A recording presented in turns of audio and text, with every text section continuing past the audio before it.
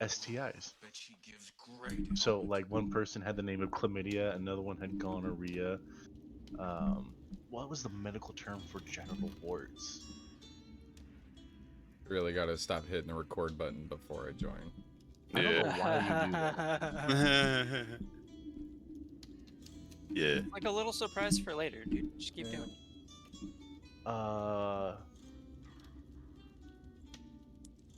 That's right. He named himself Condyloma. Condyloma. Now the full term was Condyloma acuminatum, but Like a still, cussing spell. yeah.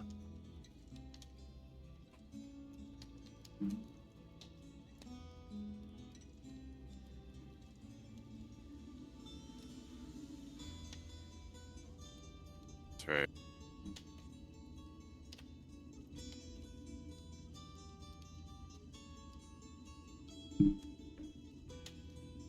I'm just elapsing time real quick, and then we can start. Once everybody and Oh. My apologies. where is There we go. So no Matt tonight because he's got a date. Yep. Good for him.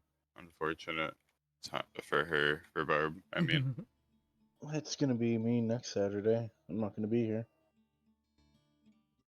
Classic. I was gonna say something, but I didn't want to. What were you gonna say? I was only gonna say something if you were gonna shit on Matt. I was gonna shit on you, and then you But can shit on who? me. He had one ready to go, bro.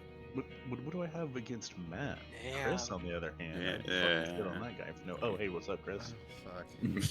Man had one in the chamber and let you know about it. That's cold. It's cold as fuck, Shane.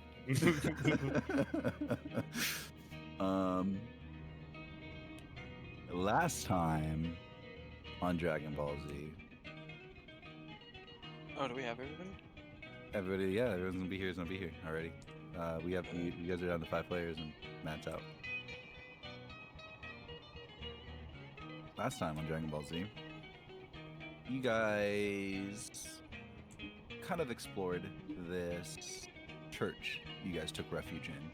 This massive ball of lightning going overhead, kind of shaking the walls, not as much as you thought it would, due to the stone nature of this building. Kind of mentioned to you from your buddy, or rather former first buddy, or maybe he is now an enemy, however you want to see it, Gordon. Gordon, I apologize. As you guys were going through here, you guys read through a couple notebooks that insinuated some things and ideas and possible stuff to think about critically. Does anybody want to recap any of those events or things of note that they read in the book? Are you talking to me? It's an open forum question.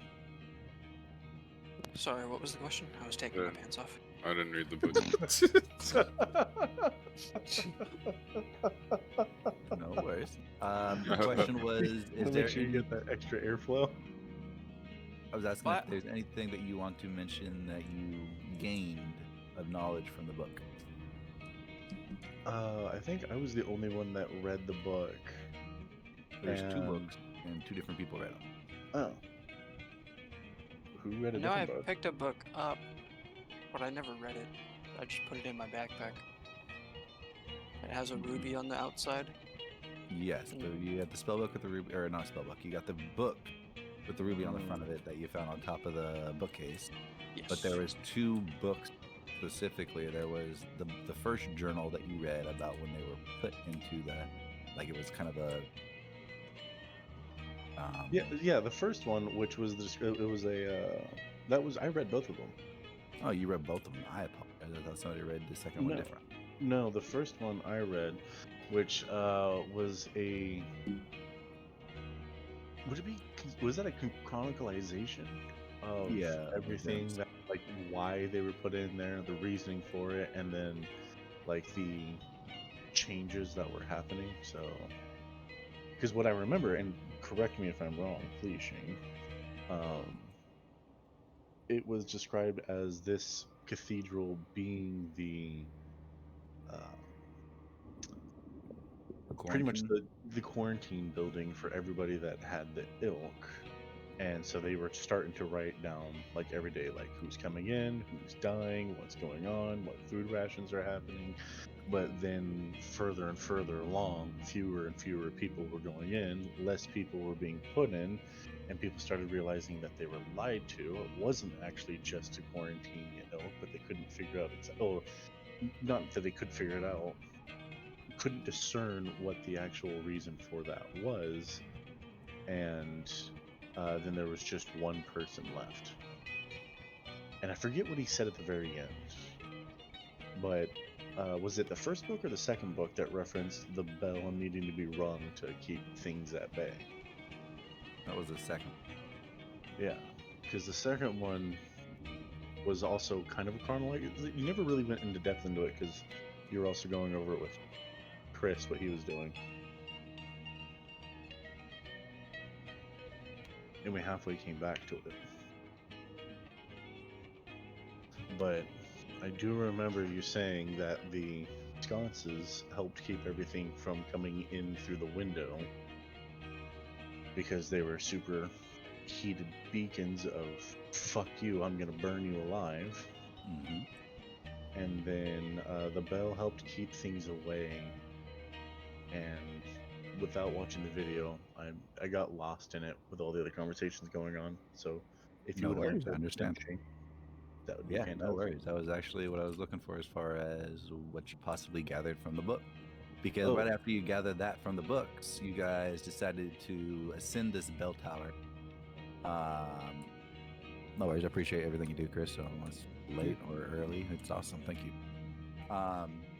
But as you guys ascended this bell tower, some things unfolded. You found a little bit more about the stores of their food, despite it being so less, as they were saying in the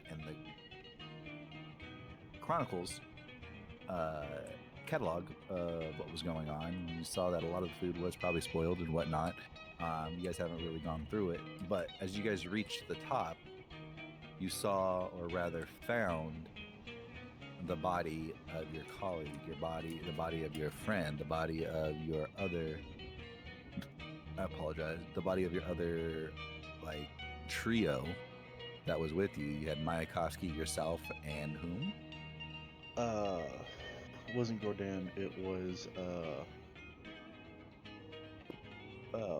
Wolfgang. There you go. Wolfgang. You actually left Wolfgang. You had a massive flashback too, but you left Wolfgang at the bottom of the steeple. And when you left him, there was a slight misunderstanding as far as him having a gaping hole in his chest. He didn't have a gaping hole in his chest. But he did get hit by some sort of dark, eldritch sickness blast. It did hit him, and he did have like a divot in his chest, not necessarily like an oozing gap in his chest. I thought it was an oozing gash. I'm sorry. Yeah, no. When it hit him, it started like the darkness, the black, the eldritch darkness was growing from his body. So that's where you got that, oh, it's oozing. So we just kind of rolled with it, which is fine, but I just wanted to clarify that for you. He wasn't like bleeding like he got hit with like a cannonball or like a huge ballista bolt or anything like that. He just got hit with a very like impactful force, like a magic missile that was infecting his entire body. According to what Gregory remembers, it looked like he got hit with something that was consuming his flesh. Mm-hmm. So that is, and with him saying, "Get out of here," save yourself, blah blah blah. You left him at his forbearance. Now, you were standing at the place you left him when you had this flashback, and you were telling everybody that he was dead. You told his brother that he was dead for sure when you left him. But when you climbed the bell tower and reached to the bell tower, where all of these, I apologize, when you climbed to the top of the bell tower, you actually found out that there were two survivors. There was a guy that was locked up back here when you guys originally came in, you and Wolfgang. And then Wolfgang himself, because after you left, Wolfgang was still alive. and he somehow made it up to the top of the tower, but to some reason, he was crushed beneath all these boulders, fallen cinder blocks. And when you come up here, it was dawned upon you and Gordon that he wasn't dead. You left him alive forever, how long he was alive, by himself here. Well, with the other person. But with that, kind of sent Gordon over the edge, and he lashed out at you. You were on the precipice of death and knocked unconscious many times. Once.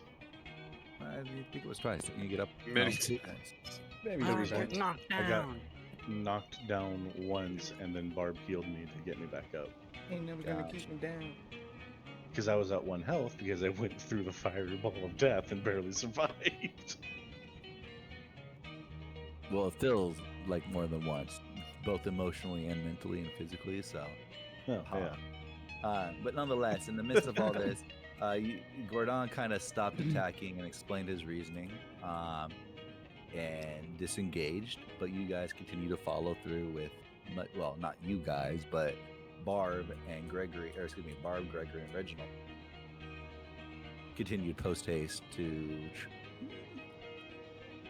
attack him still. At which point in time, he took much discord to that and moved with fleeting speed as he climbed this rope, and jumped out the window. And with that, as he jumps out the window, as Gregory mentioned prior, we do know that these urns are giving off blazing heat. But he also pulled out the rope. That's where we left off. That was the rope that was attached to the bell, correct? Correct. It's that rope that you see right here. Now, would he set that bell off the first time he jumped on it? You would think so. But no, he didn't.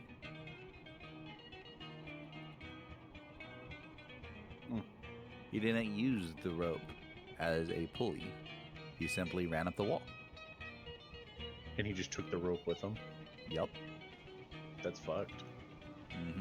And where we left off was he jumped out the window, took the rope with him. And as he jumped out the window, took the rope with him, you lose sight of him. Hard. For a brief moment, Reginald, your back is turned to it, but Hard, I want to double check. Yeah, for a brief moment with your heading, you see out this window, just Gordon jump through and land on the ground. And at the exact moment that he's falling, you see the blue lightning ball just like pass on the other side of this window, and then that's it. And you see Gordon start pacing away in a hurried fashion. But nonetheless, I don't those of see you up that. in the no, your back is to it. Okay. Let no worries. me double check my view real quick. There. Yes, no, your back's to it. Bar's back's to it. Kairos is asleep. Hard's the only one facing that way. Oh, maybe not. No. Can I roll for it? No, we just do passive perception. If that's the case. Yeah, you do not see it. Okay, fair enough. No worries. You were looking left when you heard something on the right, and when you looked right, it was gone. Hard, you saw everything happen. You see dangling out this window just a tad bit of rope. Now this is where we left off. Jump out the window of the rope. Those of you in the top of the tower see it first. Hard, you see it momentarily after, as it does take. But the rope is on fire. Ooh. And it is climbing exponentially fast up this rope. Nonetheless, what does everyone do? Oof. I don't have anything to get that. I'm gonna see the rope, and I'm gonna yell, "We need to get that back in and put out the fire." Obviously, with more gusto. I don't know how to do that without making a shit ton of noise. And I don't. If you're not RPing, you don't need to be here. Sorry, I'm joking. Damn. I'm joking. uh, Fucking called you out. I'll wake up my kids. Rude. all right, so he makes And I'm gonna Uh, frantically look around for like anything to try to get the rope down back into the window. See if we can put it out.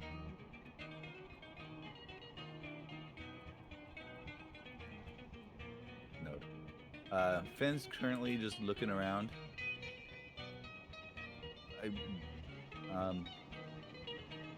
Here, and you see him hold out a water skin.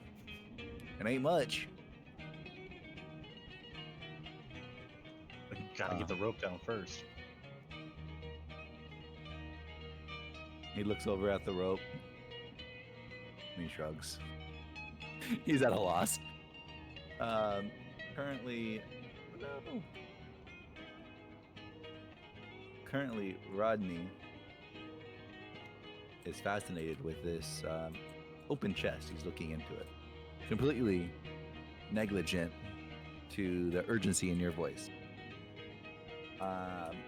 And the folks below you, all you hear is what Gregory stated. You don't see anything about Finn or Rodney. Nonetheless, what are you guys doing down there on the second? Do I see this barrier coming at us? Do you see the Boba? This little barrier thing coming at us? No, The so lightning? so that barrier is just for me to keep track of where the barrier is at the moment. You did see the blue barrier light kind of go by right here, and just as it go by the window, that's when you see Gordon jump out the rope. Hmm.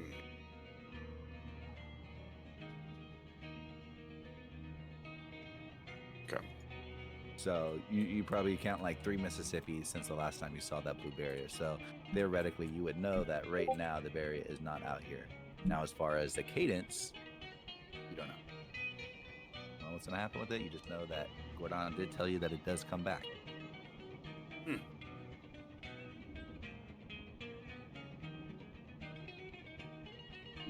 Yeah, I keep watching over Kairos till he rests. He's still a sleepy boy.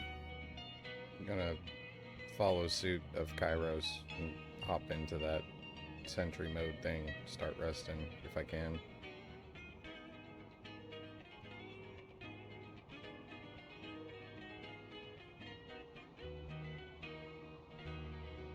So you're just gonna lay down and take a rest then?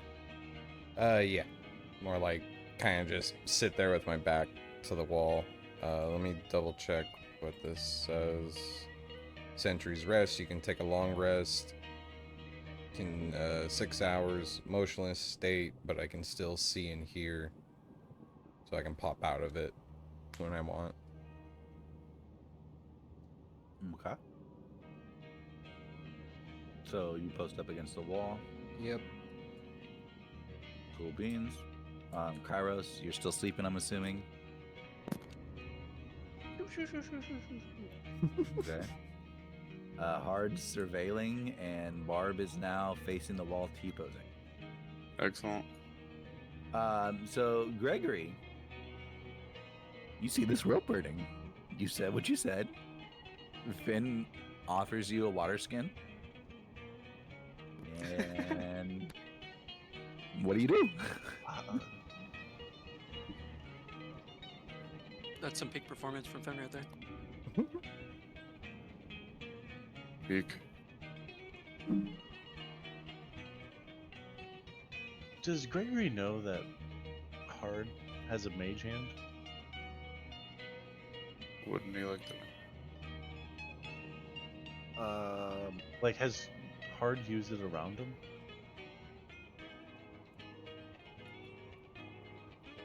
I mean, it's up to Hard to answer that question. I know the answer, but at the same time, it's a matter of if Gregory knew that it was Hard's mage hand at that time, or if it was somebody else's mage hand, or if it was different. I mean, I'm using it right now. But I'm not right there. You're using it right now. What are you using Mage Hand on right now? It's running its fingers through Kairos' hair. Yeah, that's Oh, right. that's right. That's right.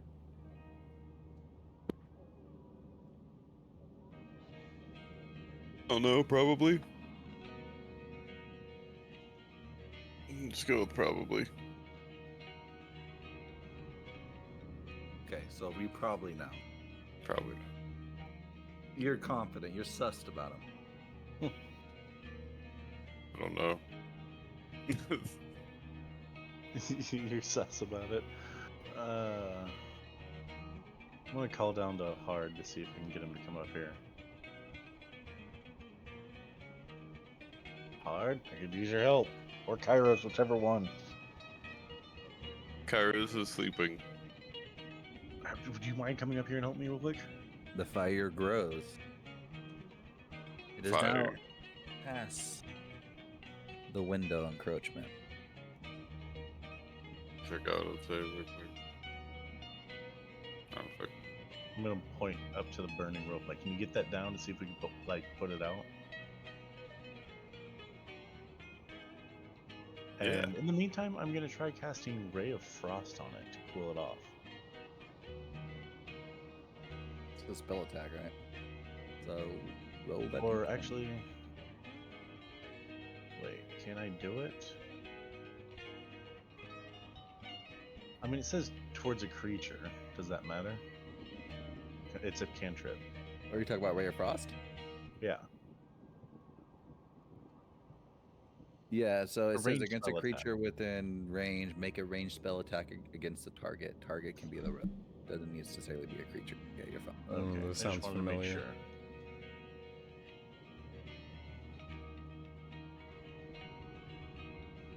Alright, I'm going to try to cool it off the Ray of Frost. See if you hit him.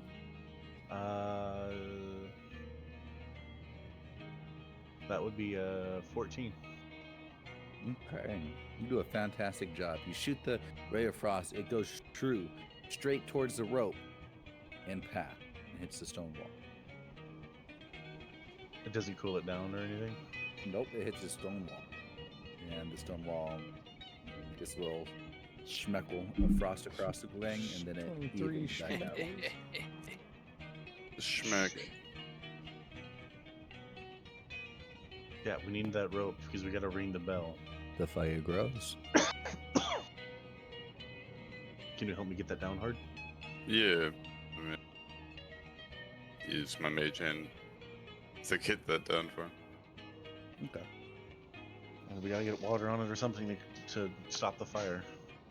Give me a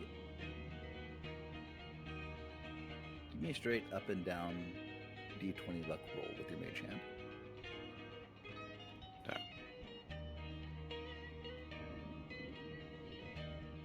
No. Okay. So you look up, you summon you urge mentally your mage hand to go forth and pull this rope in. You see this rope is a little bit on fire. Nonetheless, you see your mage go up and grab the rope. And as he grabs the part that is unburnt to pull it in, as the rope gets dragged in through the window, you just see the rope shovelly break apart. Ooh. And the fire continues to grow towards your mage hand. Not good. The fire grows. That being said, what do you guys do?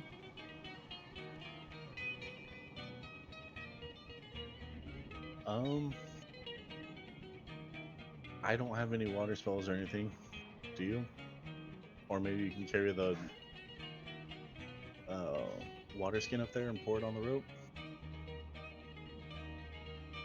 Yeah. I'm gonna do that. Okay, how you gonna get up there? I was gonna use my mage hand to try and grab the water skin. And Oh, fair point, fair point.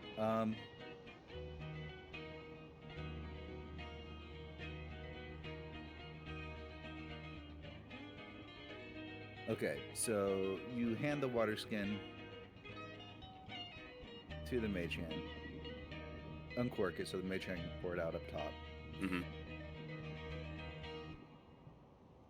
Give me another shake up and down luck roll. God. You guys have been traveling for quite a while and have not refilled your water skin. So, all right. Eight. So, you let out the water skin. The water skin does have something in it. It's not quite a torrential downpour or a heavy flow as you would thought. In fact, it's maybe a quarter of the way full. Nonetheless, as you get it up there and you douse the rope, you see that the rope does go out. Or rather, it almost does. It's just the smallest faint of ember. You guys realize you'd probably do this again if you had another one. Very simplistic. Does anybody else want to give up their water? Does anybody else Give have a up water mine. skin to give? I got one. I can give it mine. Okay. Well, with the close, almost success of that luck, you don't have to use very much of yours, but it does use half of that remaining ration of your water skin. So, nonetheless, it does get put up. And now you guys got, go ahead, thing right here. And I'll real-time rebuild that rope for you. It's gone. Gone. Oh. I don't know what I deleted there. Gone. Oh, that's not what I wanted to do.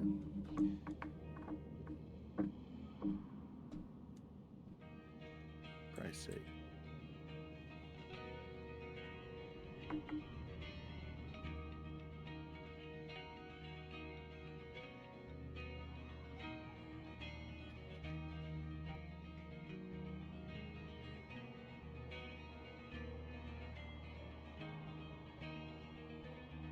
All right. You just got that little loop left on the bell. You guys managed to save the bell. Congratulations. Let's go. Nonetheless, you got people sleeping below you. Barb's T-posing. Rodney's still meandering through this chest. And Finn is looking at you thirstily. Oh. What do you guys do?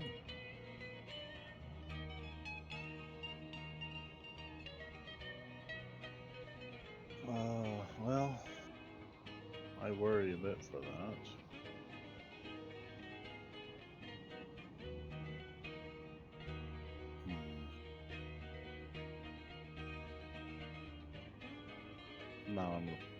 Now he's just gonna try to figure out how he's gonna ring the bell.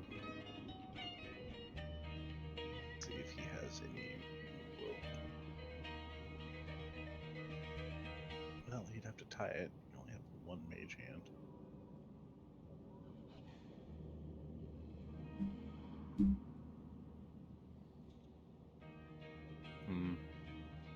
Or maybe. Yeah, I don't. There's so much going on all at once. Gregory's losing his shit and he's all over the place.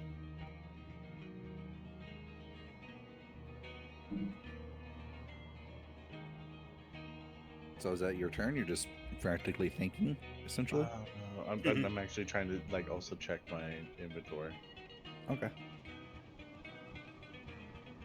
So you see Gregory hard. He's going through his entire inventory. You see him opening up every pocket that he has. He's opening up his cloak. You see him opening pockets you didn't know he had. You kind of question yourself what he's carrying and where he got it from. Nonetheless, what do you do, Hard? You see Finn has now walked over and is talking with Rodney. You're still. Is the fire good? The fire has been put out. Alright, well. Let me take a moment to feel sad about my water skin, and then I'm gonna go back down and keep an eye on Kairos.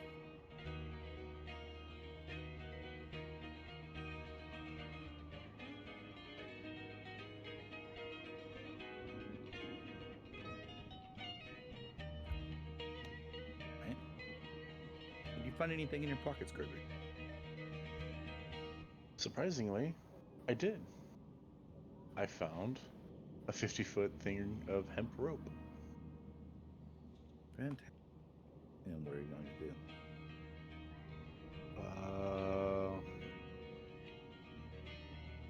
I'm gonna go back down. I'm gonna go downstairs. And I'm gonna see that Kairos and the robot. Sorry, I didn't mean to go that far. Are sleeping.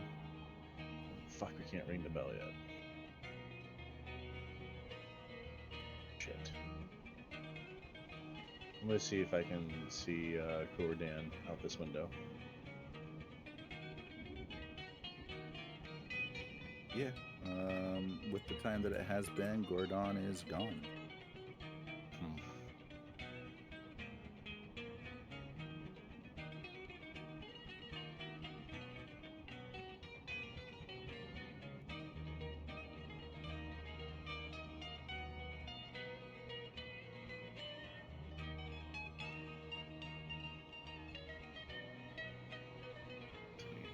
What else can we do? I mean,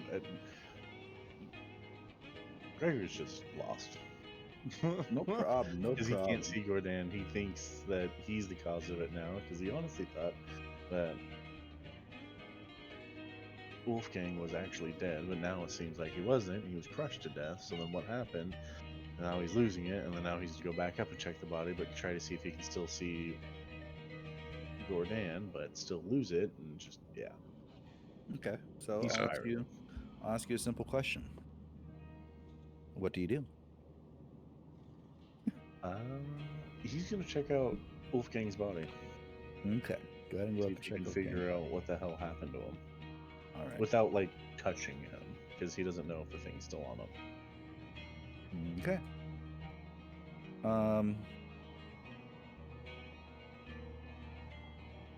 And just to make sure, Hardy, you're just kind of chilling right there, overwatching. Yeah, just making sure like nobody comes up and sneaks on us or anything like that.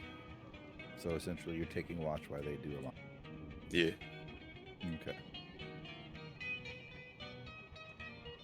Barb T-posing comes up. You see her get right next to your barrel. T-posing very strong. And you see her breathe in deep. Her chest gets larger. And then you see her eyes just roll in the back of her head. Hmm. T-posing. She's asleep. So that you're not actively like touching his body or anything, go ahead and give me a investigation check. Never mind, not investigation. Not investigation. Give me a perception check with disadvantage. Perception or disadvantage? Not you, Hard. Gregory. Oh, bless. Okay. Not too bad of a spread. Perception is a 16.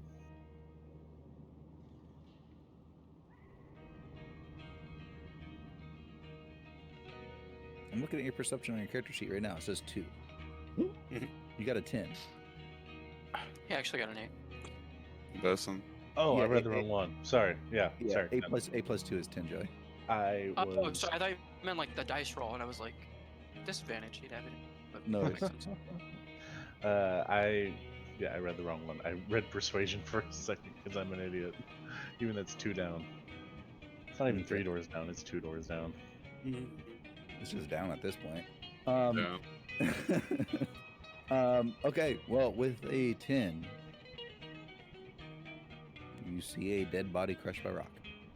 You don't see anything out of noticeable that you wouldn't recognize it as Wolfgang or not.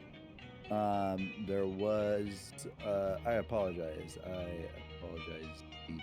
There is one thing that makes sure that it is recognized as Wolfgang. That is, despite all of his body being decomposed, the black skin from like the curse illness itself, that seemingly has been untouched by decay itself. So you see like bare bones where all the feet is, all the way up to where the rock covers it. Where the rock is it's all flesh and just black and horrible. And then you see like more broken down bones inside, like dead skeleton right there between the two rocks, and then where the rots are like covering up the body, essentially, that whole upper body, torso, and the face is all just pitch black. Now you can't tell definitively if this is Wolfgang because even though the face is there, the skin's there, it's all like sucked in and malnourished, and there is a stench of decay as you see a maggot crawl out of its eye socket. Nice. So with that black signs on there, you would assume strongly that it is Wolfgang. Yeah, but I don't know if that black ooze stuff is active. Perhaps, perhaps not. What do you do? Hey Barb, come touch this real quick. No. Gregory's just gonna back away and just slump down and shut down. So you're gonna take a long rest? Yeah, just kind of sitting there staring at Wolfgang's body. Okay, so just to confirm, then you guys are gonna go into long rest mode essentially. Hardy, you're gonna take first watch. I mean, I could take the whole thing. Oh yeah, please do. I need my slots. Please. Yeah, I could do that. Please. Alright, I'm on Garrison too. Fuck it. Assuming sentry mode works the way I read it.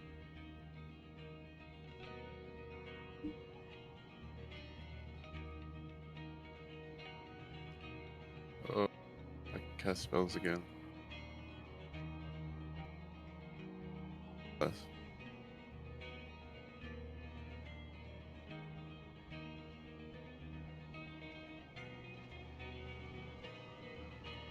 Few moments here, guys.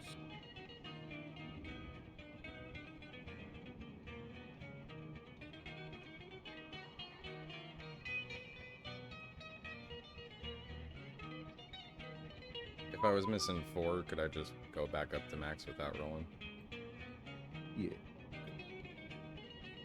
Long rest gives you max HP anyway, so. Oh. I keep forgetting that.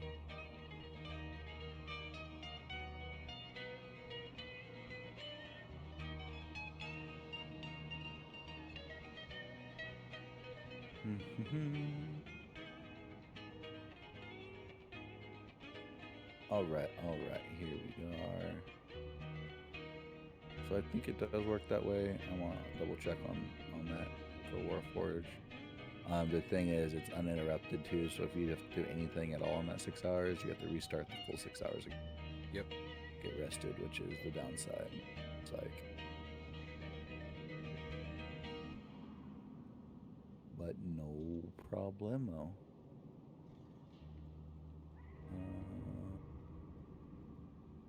All right, so everybody goes to sleep. I am so proud of you. You guys are sleeping.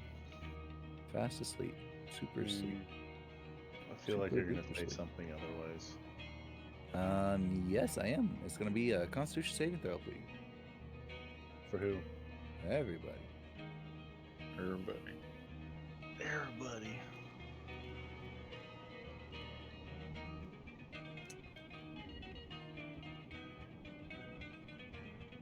Jesus, I can never make Constitution saving throws. I'm dead.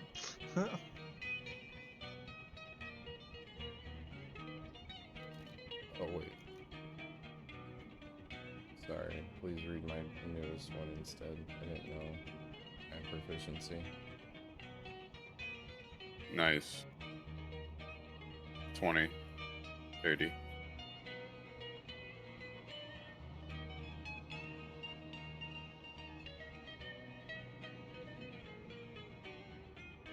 Nice. Okie dokie. I have marked the tallies that need to be tallied at the moment. You guys are tallied. All right, you guys wake up fresh, refreshed. spell slots and all. Wounds are mended Do I need to roll Much a- anything, Shane? for Being knocked unconscious or being burned mm, on the let damage me table? think. You are knocked unconscious during that whole course of the chase just once. Yeah, we'll do it. I like it. I like damage table. Let's do it. Thank you for volunteering. Wasn't necessarily a volunteer per se, but I thought it'd be fair. It is definitely fair. Where is my damage chart here? Take a long rest, confirm it, get everything reset to back to normal. And then go over to here. D&D stuff. You are And knocked unconscious by a bludgeoning, so thunder bludgeoning force column is what you're pulling on, and roll a d20, baby. where's the... Is it not in D? I mean, 5e resource page? Yeah, it's pinned at the very top, second from the first pin. Ah, there we go. Thank you. Yeah. Oh, I don't want to download it. Gross.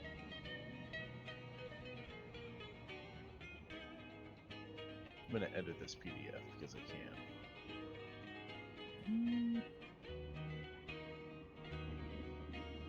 I mean, technically I can. I'm not going to do that. I don't know. I'm gonna start calling you PDF editor like I call Chris making up numbers. PDF editor.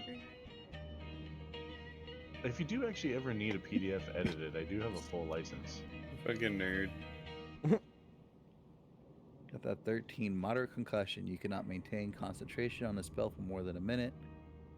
A lesser restoration spell or 1 day of rest removes this injury, and that's a full day of rest, which you are taking a long rest and not a full day of rest, so you are still moderately concussed. No, So he's I have to do this moderately. 3 more times. You have to do I mean, 2 more times. unless you use a lesser restoration spell or you spend 24 hours resting. So it's up to everybody what they want to do, but nonetheless, you are concussed. Good to know. Good to know.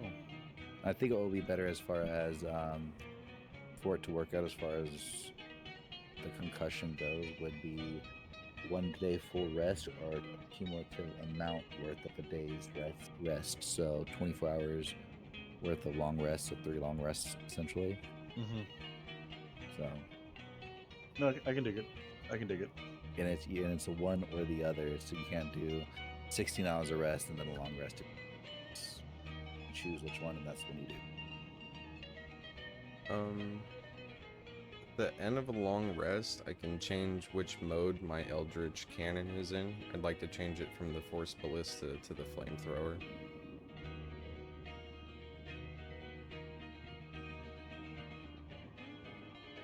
Noted. Yeah.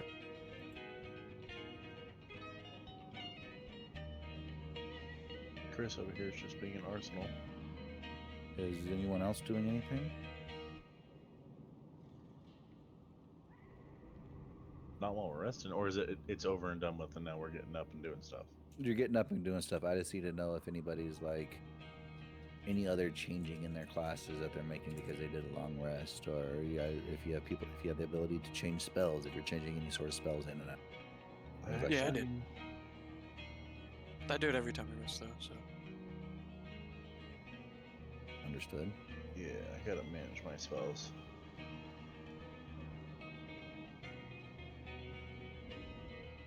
Manage your spells. I'll give you about 3 to 5 minutes. You're a warlock. I don't think you can. Yep, because you get fucked. No, I think you can manage your spells.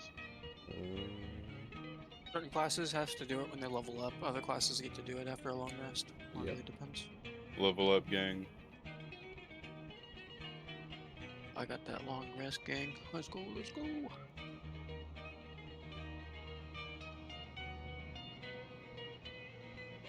What's that? Let's find out. Could be wrong, but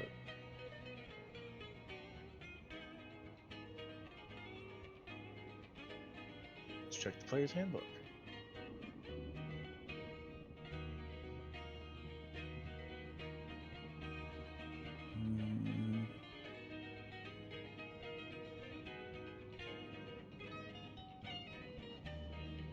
I wonder with the new player's handbook if they changed any of that stuff. Oh I didn't man. actually read into any of that stuff. Yeah, it's crazy. Counter don't spell know. is worthless in later levels, though. It's pretty nice early level, though. It's nice. I saw Alright. that a monk got a really nice buff to their elemental monk Yeah, subclass so thing. But additionally, the when you other gain a level in this class, you can choose one of the warlock spells you know and replace it with another to spell the warlock spell, which also must be the level. for Level which up, you have gang. the slot. So we are So- level up, gang. Never mind. Yeah, I think it's charisma based. There is. Like, sorcerers get to do it after they rest. Oh no, oh no. no, Oh, you might be right then. Is that also charisma? Weird. or I don't think Oh. I can either, and I'm imp based. I don't know. It's weird. Wizards just built different, I guess. But cool beans. Now that we settled that, you guys awake, refreshed.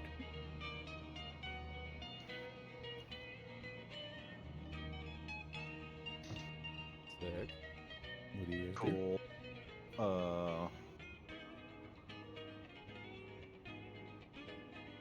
Gotta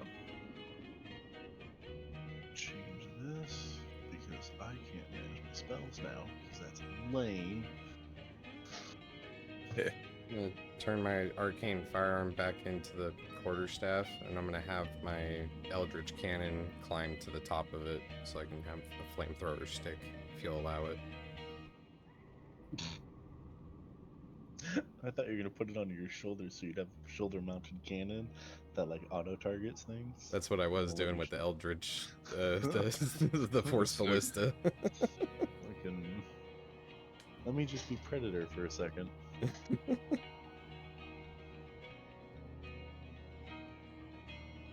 mean, if I get hit with a fireball, that thing's toast. So it's not overpowered. It's only got 30 hit points. Is the Dome of Lightning Destruction still floating around us? So the Dome of Destruction floated by you when you guys were sleeping, and you guys don't see any sign of it at the moment. You stick your head out the window, you don't see it up in the air over the horizon or nothing. You just see the actual like arc shield over you. It seems extremely vibrant.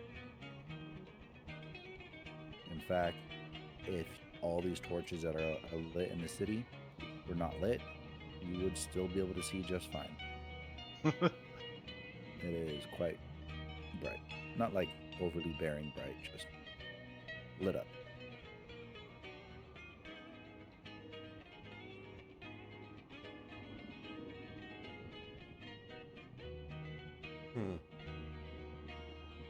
Do we have any idea how long it was supposed to last? You guys did not ask Gordon. He just told you that when it shows, it goes across the city and comes back. And that's literally all he told you. Nobody asked any further questions, wanted any further questions. Yeah, wait, where is Gordon? I thought he was jumped here out with the us. window. No, he All jumped right, out the I window. just woke up. I'm RPing. Oh, Fuck you, Oh, Shane. sorry. I'm seeing sorry. other people. He came down the stairs, read Gregory like a book, and then defenestrated himself. Damn. It was quite the vernacular on you. Oh, crap. I'll look over at Gregory. Man, you got folded? Like I wouldn't have Swiss been able to help. I cheese. probably would have got folded too. Bro, he called him weird. Even worse. Damn. Yeah, then he Alright. almost killed him twice. Glad I went to sleep. Yeah, you made the right call. Well, are we good to get out of here?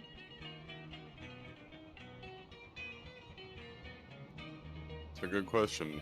Huh? I look over at Barb. Oh, no, Gregory's still staring. He's still up there, just staring.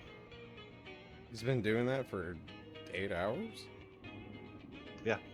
Little crackhead. It's some crackhead trauma. Damn. Shovel man origins.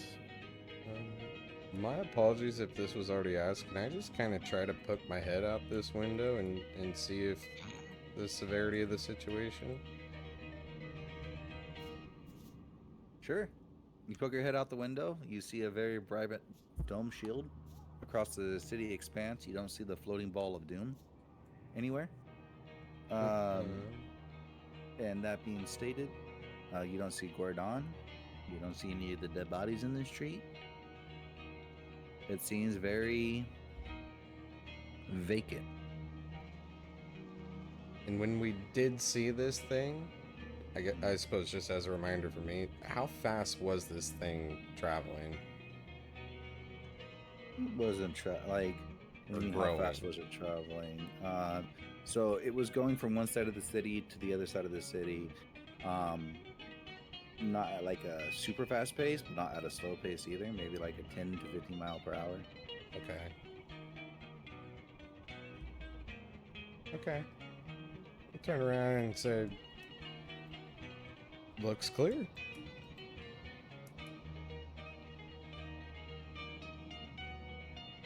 Alright.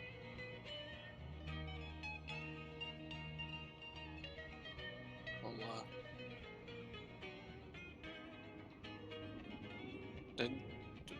do we know why it's doing this thing? I know I didn't ask Gordon. We're just trying to get in here. My eye will twitch right a little bit and say, probably to cleanse the city of the filth. And then he'll just like twitch his head, but then he'll go back to blue and Terrifying. he looks normal. Okay. That's a possibility. I could see it. There's a lot of filth here. Sick. I'm gonna guess I'll head downstairs. Excellent. I'll join you.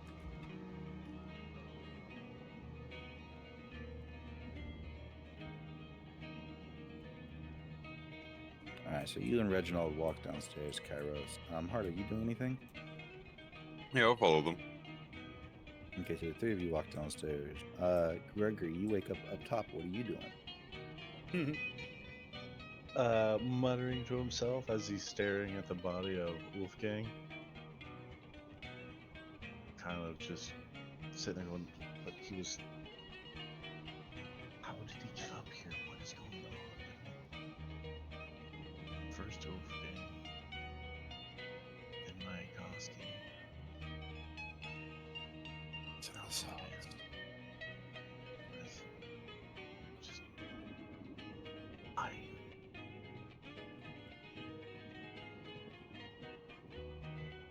He's just gonna keep sitting there thinking and trying to understand what's going on, because now he can't ring the bell, supposedly. Or at least he doesn't specifically have a way of ringing the bell. And he's just still staring, chilling, not even paying attention to his surroundings. Kind of locked in. Like he had way too much time by himself, lost in his own thoughts, and now he's not snapping out of it. Okay, noted. Let's go ahead and go down the third story then. Those of you on the bottom floor, what are you guys? Anything specific?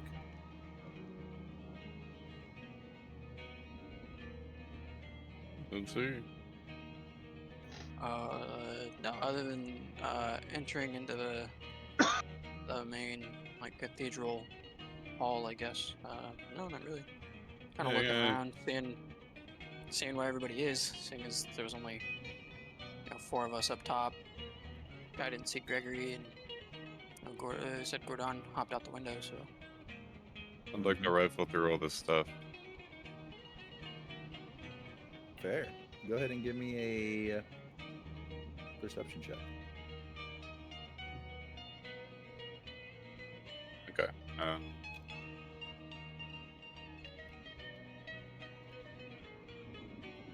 Whoa. 25. Not 20. Okay.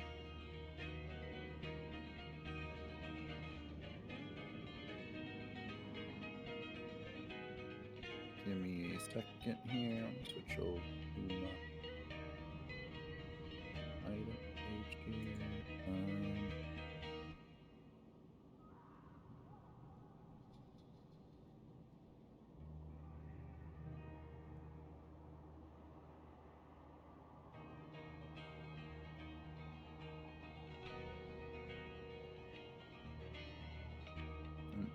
All right, let's try it again.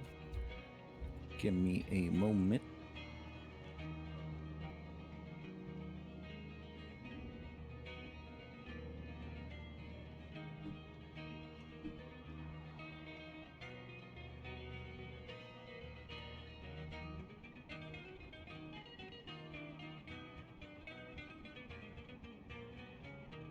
Shoot.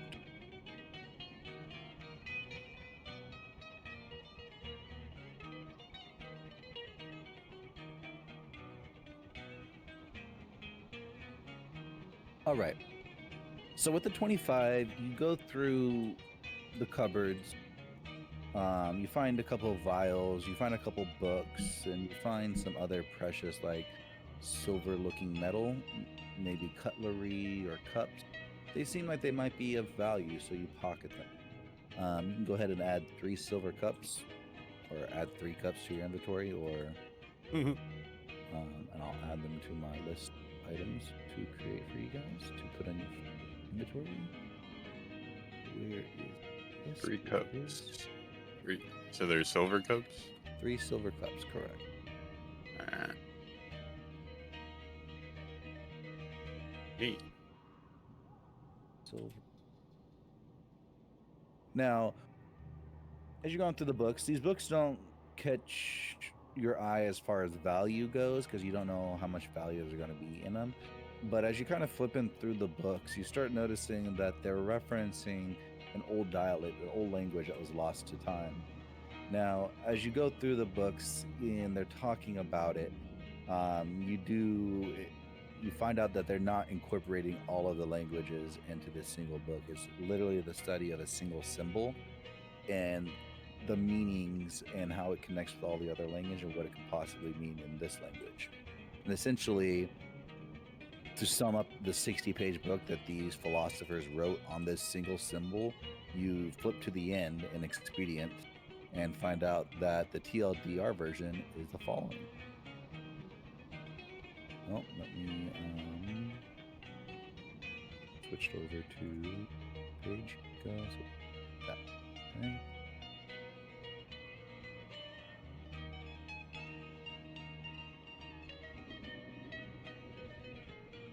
Put it in 5e chat for everybody.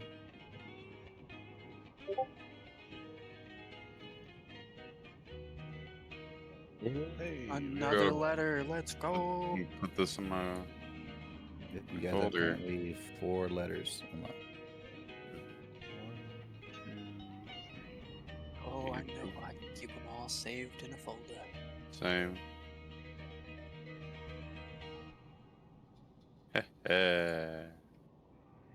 I did see Reginald open up that front door. So as you're over here rifling through stuff, you got those 3 golden cups, maybe like a silver spoon or whatever, utensil, nothing of value, but never leave a good spoon behind. That is what you got from meandering through all of these crates and books and vials. The vials you see have some sort of clear liquid. Upon further testing, not necessarily like tasting or anything, you're pouring it out in like that bowl that you see in front of you, and you see that the viscosity, the texture, the coolness to it, you see that these are vials of water seemingly discarded.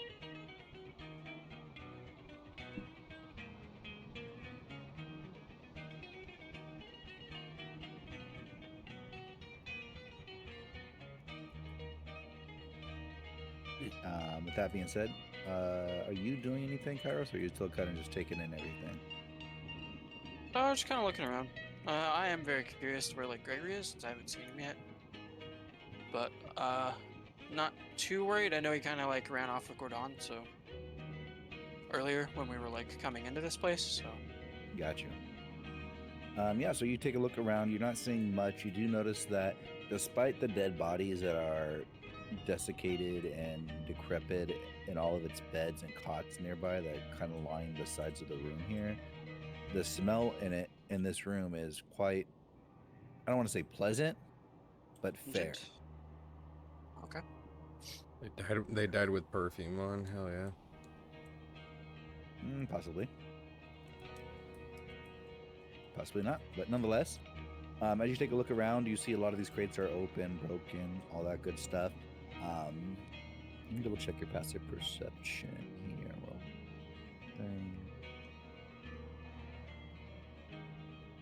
what's your passive perception, Joey? Is it 13? My passive is 14. 14. All right. With your passive perception, Hard would have saw us walking in, but I don't think I explained it to him, and it wasn't really necessary of import. This isn't necessarily of import either. It's just something that you did notice as you're taking a look over these bodies going up and down. You do notice that each of these bodies, each of these beds have a red liqueur flask next to them. Like where the bodies are lying. Yeah. Okay.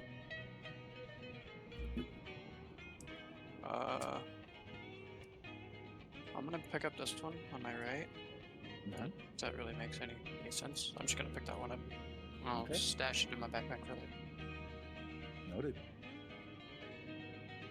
Let me add that.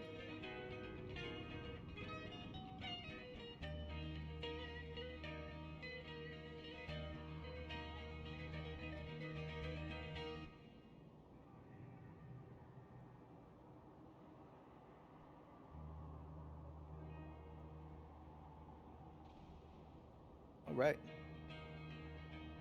I'm going back up to you, Gregory. You still up there figuring out Gregory things? Yeah, he's going to, while he is sitting there trying to figure everything out, he's going to be trying to. Now, this second part of the rope that's up here, obviously it's still attached to the bell to be able to ring it, but is it free hanging, or is there like a knot keeping it in place?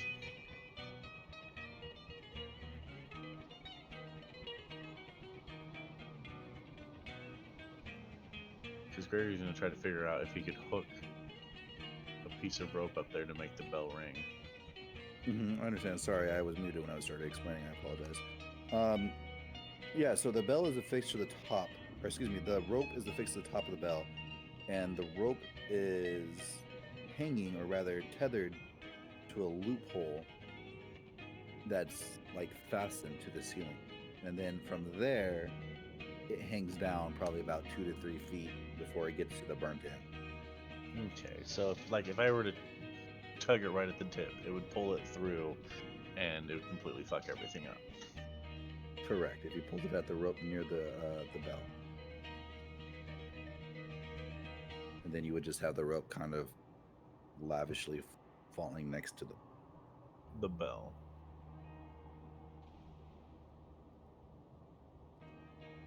Because he's now going to make that his mission to figure out how he's going to ring that bell. So he's going to get up on top of these boxes, if possible. Try to get closer.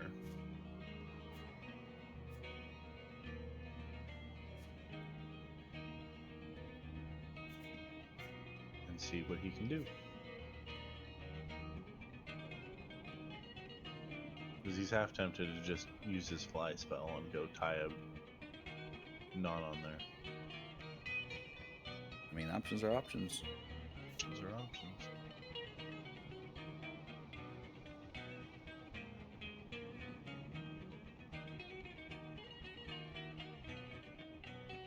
That being said, so yeah, you're just kind of looking at your options and figuring out what you want to do. Yeah, so far. Okay.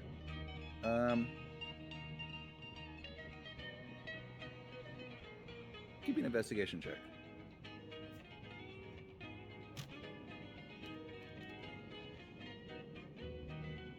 Investigation is 21. Okay. As you're kind of looking over everything, you kind of look like a cat looking for ways to get up high that you don't need to be up there. You notice that you may be able to jump up to the sledge and pull yourself up, but you know that if you jump up to the sledge, you're going to be burnt because it's going to be super hot. But you see just above the sledge an opportunity to grab a rafter and pull yourself up, to walk along the top of it and attach it to the rope up above. But as you gauge your wobbly state standing on top of these boxes, you're not sure what your approach is going to be to the situation. You gauge risk versus reward, and you come to what conclusion? Fuck it, he's got a 50-foot piece of rope and he can fly. Okay. so he's like, no, I'm gonna fly. I'm not gonna tempt that. Fuck no. And he's made this his mission. He can now.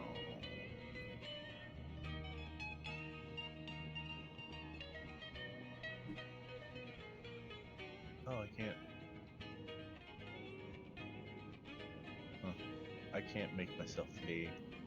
Yeah, I got you. That being said, And he's just going to fly up and use his rope to tie it, so it's still going through the hoop. Mhm. So when he pulls on it, it still has that relatively normal action. okay, cool. And then he's gonna fly back down. Two things. Don't hate me for either of them, but it's gonna be awesome. The first one is I'm gonna need a survival check to see how well of a knot you tie. Because like me, you, everybody here, we can tie a simple knot. Nope. No problem. It's like a square knot, but not tight enough. No worries. Because it's a 5. Why don't you go ahead and roll it again?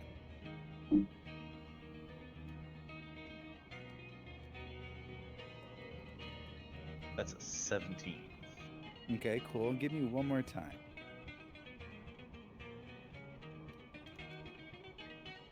Natural 20. 22. Cool beans. So you go to tie this knot. The first time you tie it, you try to pull the knot taut. And just as you pull it taut, you realize you didn't give it enough string to tighten against itself, and you just literally pull the two lines apart. Oof. The second one, even though you rolled a 17, you felt pretty good about this knot. You kind of did an overlay, you fed it through itself, and you kind of did it too intricate. And as you go to pull it again, it unravels itself. You're flustered. You've been at this for 45 seconds, almost 50 seconds. Coming up on that 60 seconds. God damn it. And you finally feel confident as you loop it over, you pull it taut, and as you pull the two ropes together, you feel success. And then you realize, oh fuck, as you start falling because you lose concentration because you can't concentrate past a minute because of concussion. Yeah. Oh, So- I knew that was a thing. Well, I mean, Todd knows that as a thing. Gregory doesn't realize that he has a fucking concussion, and it's just really hard to maintain concentration for some reason. No Feels worries. like a child. He's still upstairs? Oh He's yeah, he's still by upstairs. himself. Okay, he's then passed out yeah, there's nothing I can do to help him. Sorry. Nonetheless, you begin to fall. You fall 20 feet, and then the rope goes taut. Give me a strength check to see if you hold on to, or if you Next strength fall. check. God damn it. This is gonna be funny either way.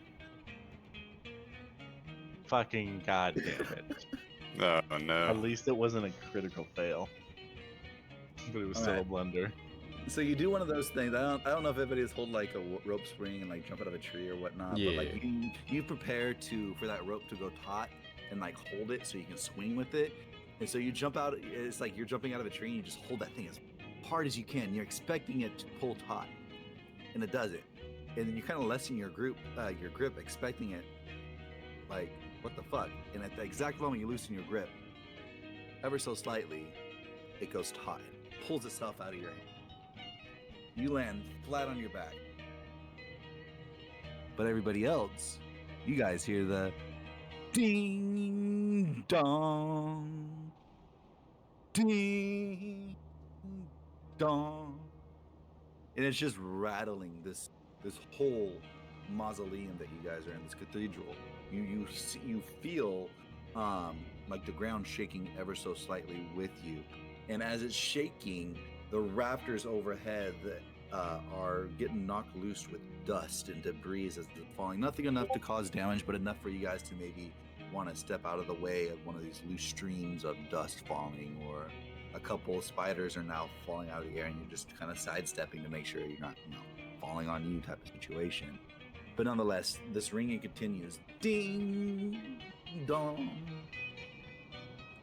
ding dong.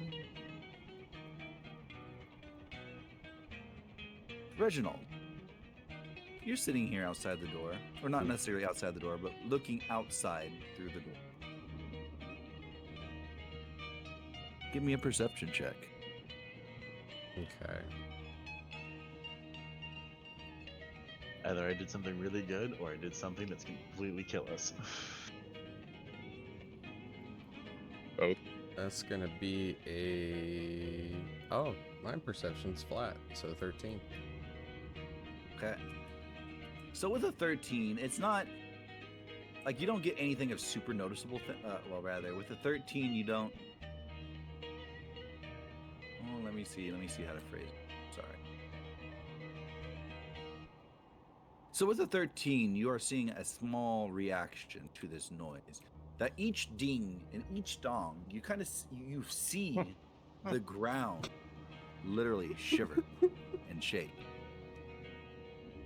And which each ding it like rises and dong, it kind of falls flat. Oh, it And then you're does. realizing as you're, what's up? Nothing. Sorry, phrasing. No worries. As you're watching this, and it's kind of slowly coming into your mind, this city's alive.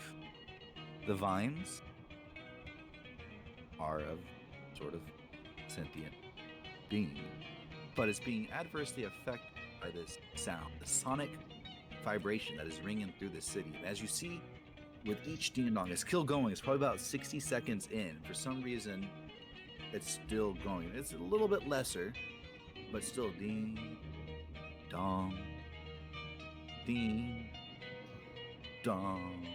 You see all these vines that are around the church. They have little bud of flowers on them. You guys recognize that these buds of flowers are how these beings were squirted out and shapen, essentially.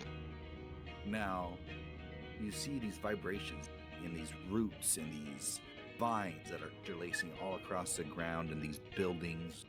You see them kind of shrivel and shake. And as they're shriveling and shaking, you see all these flower petals, all these blooms just break off and fall. And then with the final ding dong, everything rests. Mm-hmm. What you see? What do you do? I'll toss my, I'll use my quarterstaff / arcane firearm, kind of fling my eldritch cannon out there. It can move, I believe, up until 15 feet. It sort of looks like a mechanical spider with 4 legs that are... Your cannon can move? Yeah, sure can. Oh yeah. Made it tiny so I can hold it.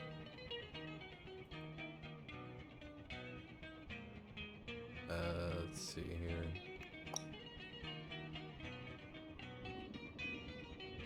Okay, so are you okay?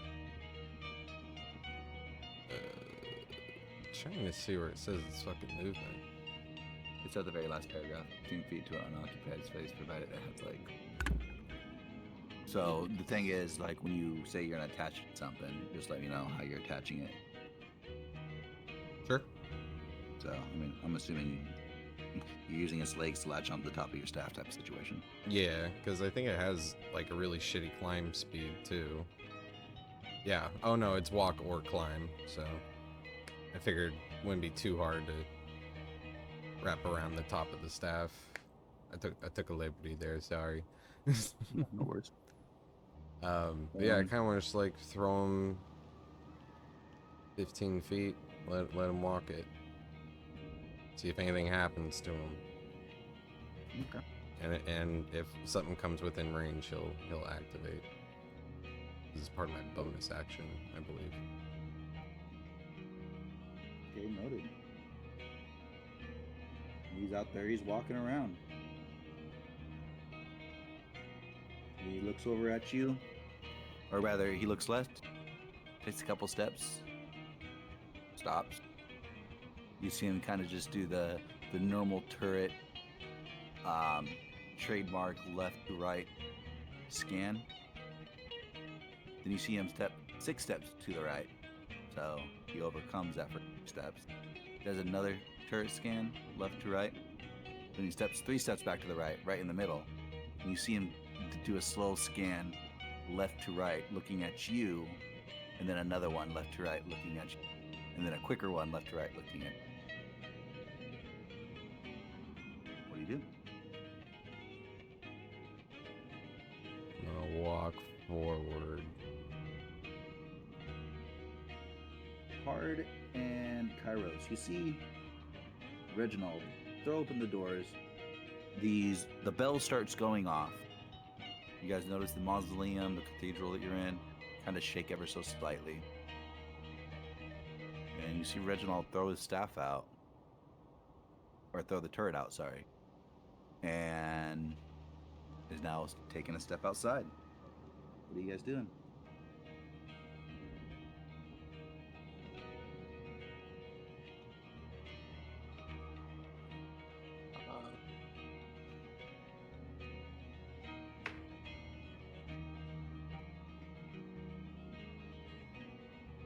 Enemies still here?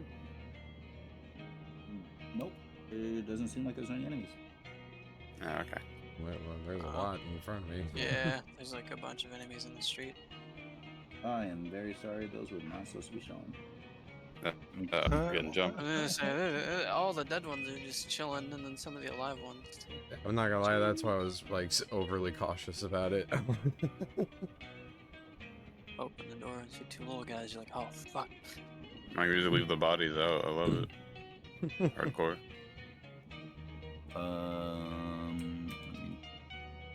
Here.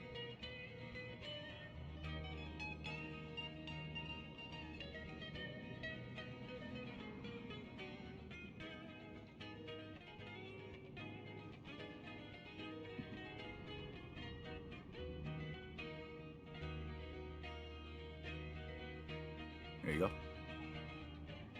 I don't see any more bodies anywhere. Does anybody? Nope. Nope. See a couple guys up here. There's not in the vicinity of where we're at.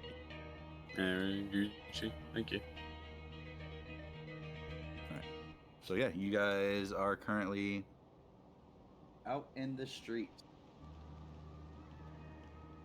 Or rather, Hard and Reginald is. Kairos, you're in the doorway. Yes, sir. I'm gonna ask them if they know who rang the bell. Nope. No. Okay. They don't seem too bothered by it either. As I said, no. Oh, well. Yeah. It is what it is. Alright.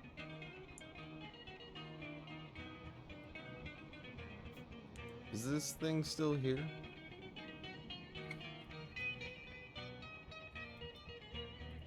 The Yeah. plant thing?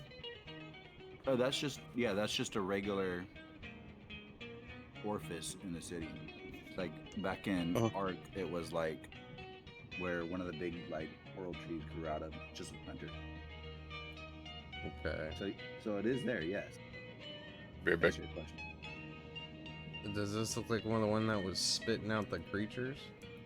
So it wasn't those things spitting the creature. What was Okay. spitting out the creature were the buds. It's all fall off the vine. Okay. Do I see any of those vines?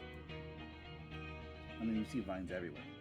You don't see any vines with the buds on it. The vibrations you saw kind of made the vines react and constrict and contort and move voraciously, that it broke or shook or killed the buds that were on the plant at the time. So at the moment, you don't see any active vines with buds.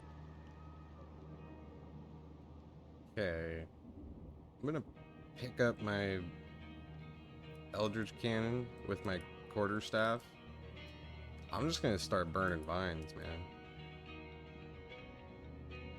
Are you sure? Yeah. Okay. So you guys see Reginald pick up his staff and start throwing vines. Weird flex, but okay. What are you doing, Cairo? Oh, just, if I can make, another thing in my movement, I'm just gonna. Yeah, it's in free roam right now, so. Oh, sick! Right. I'm gonna take a look at these coffins and all these dead bodies. I make like an investigation check to maybe see like what's going on with them, or perception, whatever it be, I guess. Yeah, so with your passive perception, as you guys turn and look over this, you guys see that it is just a massive, literal mass collection of dead bodies. It goes probably 5 stories high. It looks like a landfill of bodies. Is it like do they look recently dead? Like how's Rager looking on it? Like hours, days, months, years? Like Yeah, great question. Go ahead and give me, that's gonna be the investigation check. And afterwards, give me a survival check. that is gonna be a 21. And you said survival? Correct. That is gonna be an 18. Okay. Sorry, sick. What the words? That's 17. But, No worries. That was a +1. Gotcha. yes. So, even though you got a high survival check, you can't quite put a time on when these things die, but you can tell it was quite a while ago, as many of these corpses, or actually most of all these corpses, are literal just skeletons and whatever biological. Definitely more than a. Yes, some of the bodies, even though you're looking at it and the piles have been here, when you're looking at like the bottom bodies with your investigation that are so high, you see that the bones have been like compressed or has been ground down, like disheveled by time and weight that has been standing here. So, as far as time, let me double check something here. This is gonna be, I'm gonna get flagged by the FBI for this. How long does it Don't send me take? bomb codes, please. How long does it take for bones to decompose? So, guys, Yeah, that'll do it. I'm not getting flagged. Mhm. They look at us, and why did you search up for? Why? How long does it take for bones to decompose? For my D&D Alright. group. Be back. Welcome back.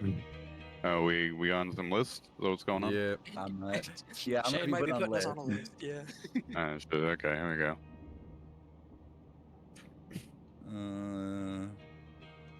Okay.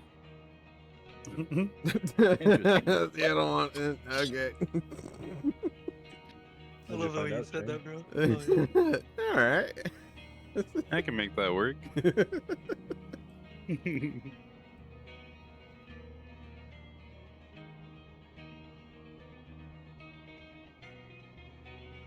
I'm having a philosophical debate in my head right now regarding That's magic.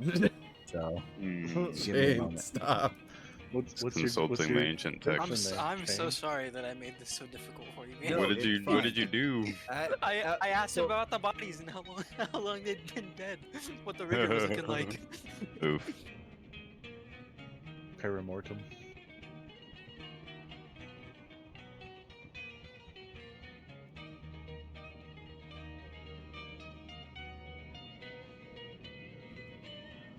Okay, so I'm gonna have to revamp something explaining.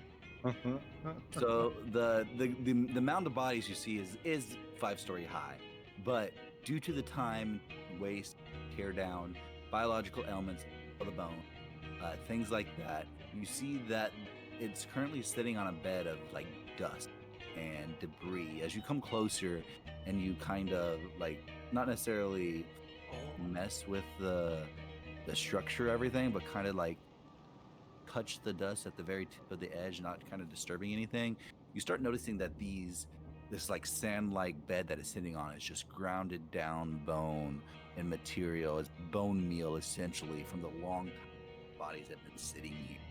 Much of these bodies that you see are not complete. You see a fracture of a skull. You see a part of a shin. You see a finger bone of a skeleton.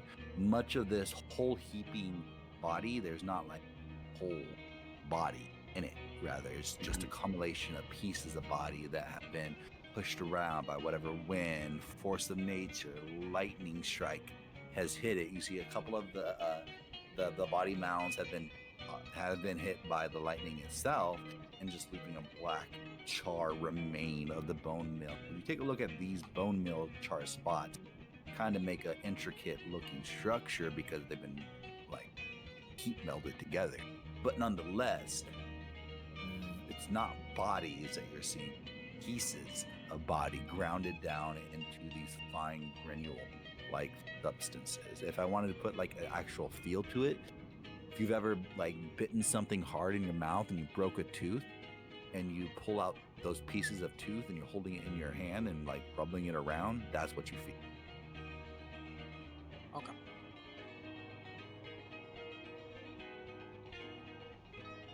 But yes, you got a very large pile of collections of dust, debris, and DNA, bodies, and heady. Okay. Cool. Can I just put some of this bone meal in my component pouch for later? Sick.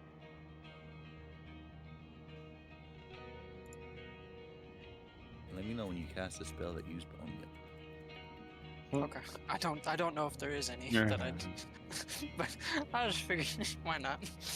Might No come in problem. handy later. If who you knows? don't, it's fine. Because there's always uses for things that don't have uses, or does have uses you don't know. Like Andrew's still sitting on a key that he found in the Ark from like one of the first sessions. Uh-huh. I think I forgot. I don't about know what it I does. haven't. No, it's in my inventory. It's right there. Got Sneaky silver something. keys on it. And I have a locked wooden box. Mm-hmm. That being said, are you doing anything else, Kairos? Or if not, we're gonna go over to hard. Oh, feel free to move on.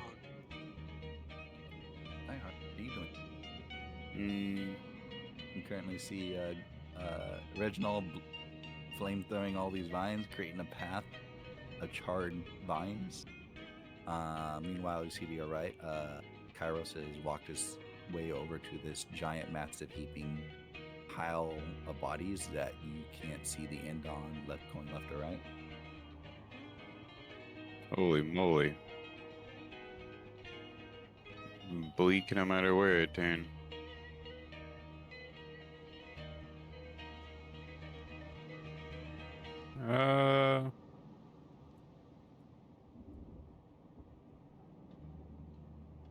Hmm. Where do I know where this would have been in like the real Ark?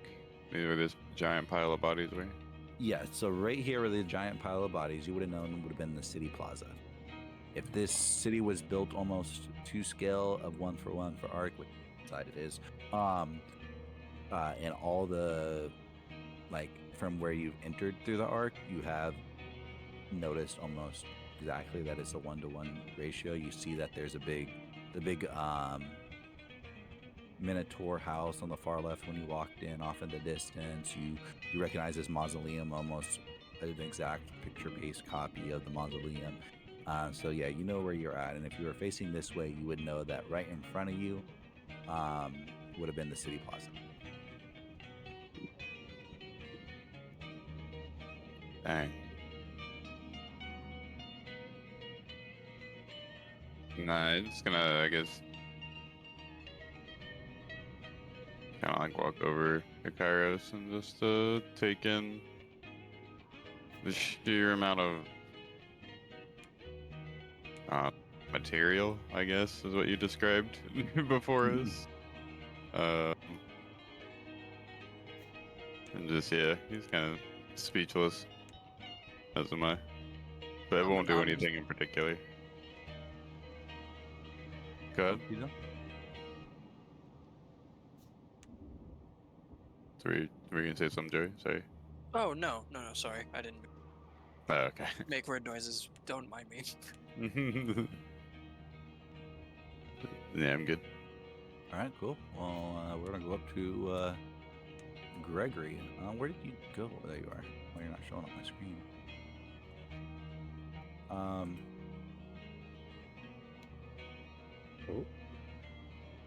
I gotta roll damage for you real quick.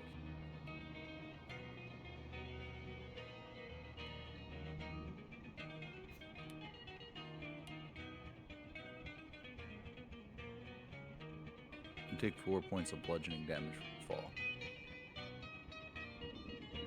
Yeah, 30. Quattro, cinco, cinco, seis. Yeah. Don't. All right.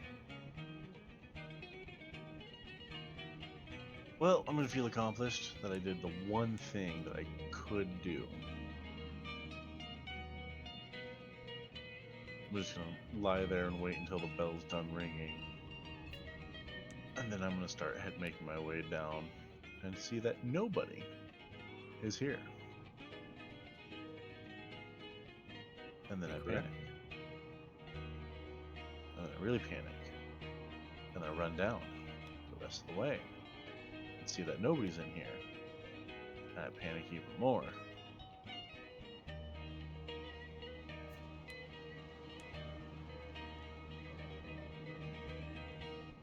Because everything else has been checked. I'm going to come out here. And I'm going to see a T-posing Barb. And then I'm really going to panic. And run up to Barb and see what the hell's going on. And finally see Reginald.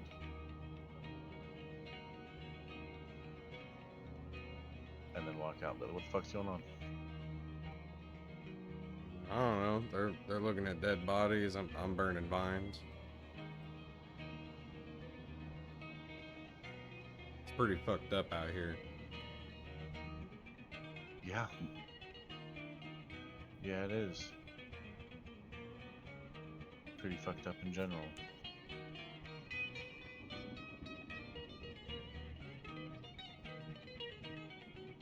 Sorry, my wife was checking in. I'm gonna ask if anybody's seen Gordan. Nope. No, after I woke up, I asked the same question. I also didn't know where you were at. I figured you were with him, so, well, this is kind of awkward. No, he's pissed at me. Yeah, you jumped out a window just to get away from you. Ouch. Yeah. How do you think I feel? I just found out that one of my best friends wasn't actually dying or dead when I left him. Huh.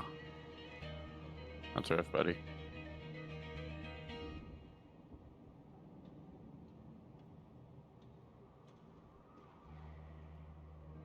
Now it's really fucked up out here. Hopefully it's a lesson well learned and you don't leave any of us behind. Hopefully. Yeah, sorry.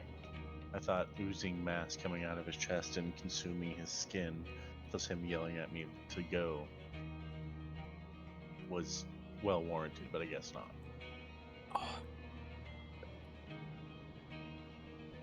There's always next time. The buddies. I'm sure it all didn't fall on your shoulders. Can't take all the blame. Well, I keep getting blamed for everybody dying. First, there was. I mean, it's his life, you know? I mean, like, he ultimately put himself in that position. Yeah, but if he was alive, maybe he could have come with me.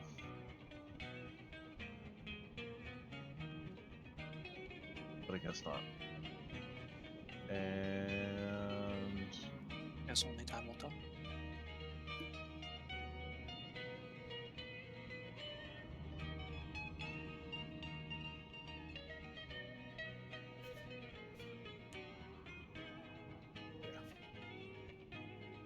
So I thought, it's like, well, we came here for one thing, and so far this entire area is fucked. So, Came here for corn, right? yeah. Do we even know where the corn is, or if even if it still exists, with how I fucked up this just- place is? Just found a graveyard of dead bodies. Yeah. Figure we Right. could, figure we could just make our way around it. Check out the rest of this town. I just hope those Well, little guys don't come back.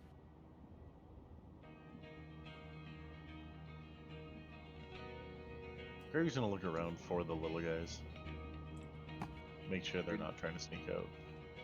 Gregory doesn't see any locals. Do we see any of the flowers that were blooming them? Negative. You see the flower buds all over the ground, but you don't see any like actual active flower buds at the moment. So, outside of game, that's the assumption that the bell did something to the flowers. Obviously, you're not going to tell us because it's not going to. We don't want to ruin the story, but it did something. Correct. It did something.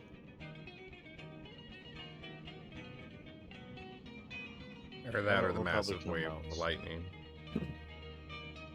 Yeah, I really wonder what the fuck that's up about. Where does it originate from? Who cast it? Why is it happening? Bro, if that's a spell, we're screwed. Yeah. You've been here before, right? Do you know where the corn would be at? I guess. Dude, if I remember any more of this place, I'm gonna literally go insane. Because somehow I blocked out a lot of what happened here. I blocked out my old team.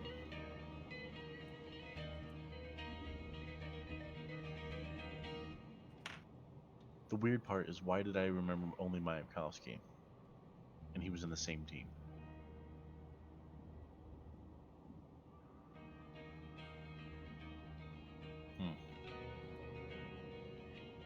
It's Barb.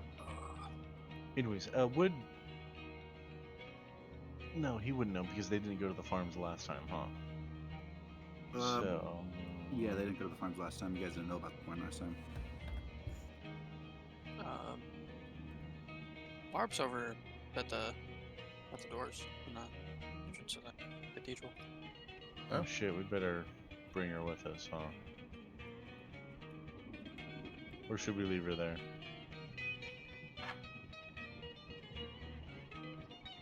She's coming. Hmm. I kind of need her, man. Alright. I thought we talked about this already. We're not leaving. Yeah.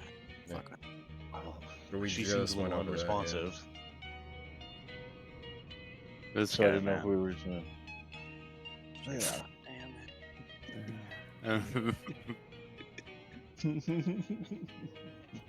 Oh god, Gordanga doesn't seem to like you. Was he on your team too? He was on my team. Oh, He was shit. actually the brother of one of my best friends. And somehow, I didn't know that his brother was technically still alive, but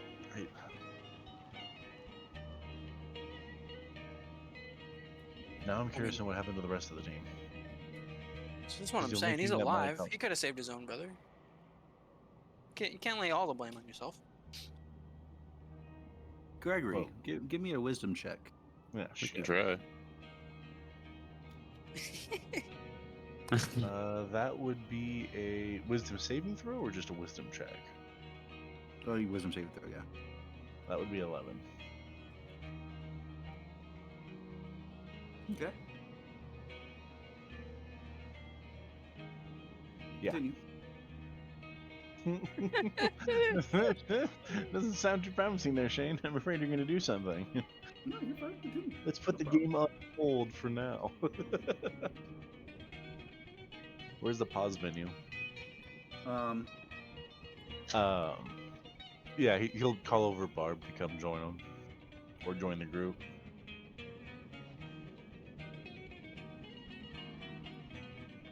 I can't So you move guys Barb. are all together. Reginald's kind of around. He's still breaking down all these vines around you, slowly burning a path through all these vines. Nonetheless,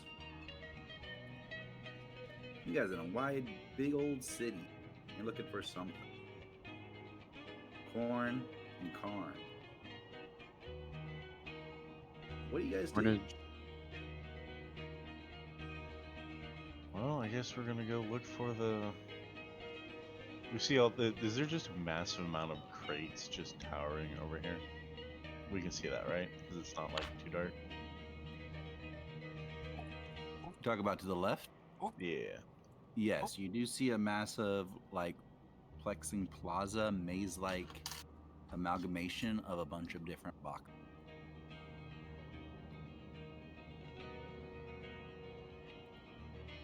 We can kind of head off in that direction.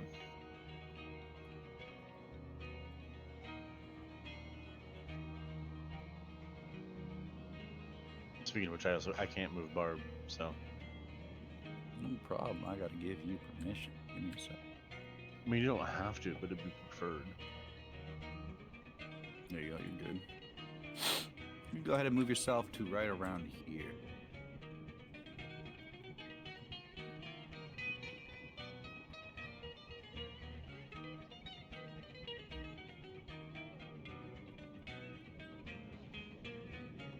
I'm assuming before we get too far and we forget about them, Rodney and what's his name are with Barb. The children's. Yeah. Yeah, they're with Barb. All right. The only reason why I'm saying that is because I don't see their minis. Yes, put them away. Okay. Back in the backpack you go. Get in the Just bag. wanted to make sure so that way we didn't accidentally forget them. OOC. Okay. Okay, cool. I was reading up on what I have going on because there's a lot of things in the city that is happening. So, nonetheless, you guys arrive to this large area that's full of crates. Crates the size of each of these little squares in comparison, like boxes, are the size of like one of those shipping containers we have in real life. Oh, So- fuck. Oh, okay. Yeah, so these are much larger than what they appear, but as far as constructive routes for me to create something, I had to use the box. So, nonetheless, these things are huge. As you approach it, you do notice that there are some pathways between the boxes allowing selection of specific boxes that you're looking for. As you're looking through these boxes, there is no clear label on them as all the boxes are foreignly labeled.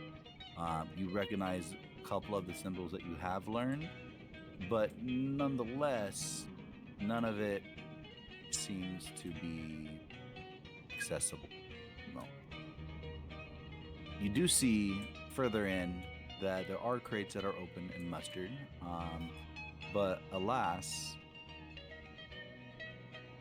from where you can see now, the crates seem and vacant. They seem what? Nonetheless, empty and vacant. Nonetheless, that doesn't mean perhaps exploratory people may find something of value or may find nothing of value. It's already been searched, stripped clean. You do see that across the top of all these crates, as well as lining the bottom, is dust that has been settled and unscathed and untouched for what seems to be quite a long time from your guys' route of egress. And in addition, all of these crates have different colors. You see some are red, some are blue, some are green, some are just disheveled and broken apart, easily displaying some of its yeah, you can ritually cast if you want. Displaying its contents that seem to be of no use to you or completely just disheveled. As you cast and detect magic, you detect magic, and unfortunately, you detect magic everywhere. It's actually from me out 30 yards, and it's everything within it. So, just gonna say, I'm not even at the boxes yet. So if I detect magic here, I'm a little concerned already. The sphere would look like this, I believe. Nice. You're gonna want to I don't know how to lock that onto myself, but 30 but yeah, yards. that's what that would look like. Is it 30 yards or 30 feet? It's 30 feet. Definitely say not yards? Somebody said yards. I was like, is it 30 yards? Right, 'Cause damn. it's- Didn't Nine mean yards. If feet. I said yards, that's just because I work with yardage at work. So my mind just be in the yard game, dude. Damn. Milkshakes. Right out. I had to touch some grass, dude. I'm in the yards. Okay, yeah. So you detect magic. You detect magic on your friend. Oh, Pretty that much makes it. sense. Ooh, okay.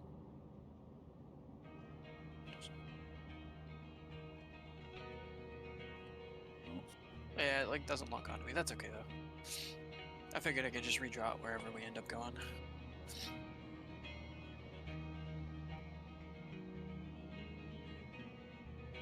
okay. Yeah, so I was like, I'm not trying to make this like super difficult. I was just, but Oh, you're fine. No big deal. Anybody else doing anything? I'm good. Walking up the out of his circle so he doesn't detect me. He- Let me ask you this: what are you guys doing that you walk this direction? Well, since and I'm assuming that it's not like written in a different language, it's just their packing labels, and we don't know exactly what they say. Correct. Gonna check, see if we like, are they bolted down crates? Like they're like sealed, or like you can lift the top up and see what's inside.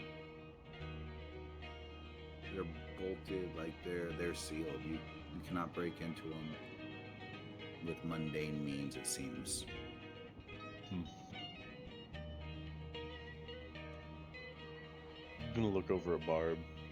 Can you open up one of these sealed crates? So that's essentially you want Barb to make an attack.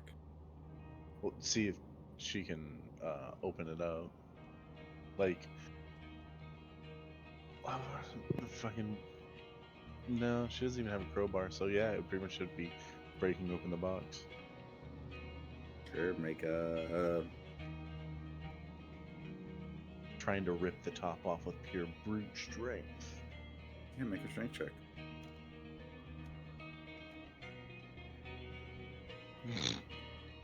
Very nice. That's bolted down.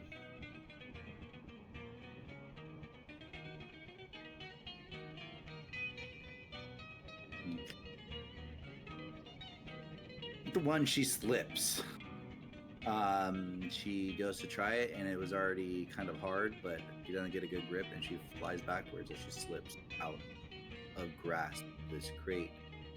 Upon closer inspection of these crates as you're looking at it, you do know that these crates are made of wood. Now, further inspection even, this wood is a little bit more glossier than what you would expect wood to be. Nonetheless, if you want Barb to try again, you're more than welcome to.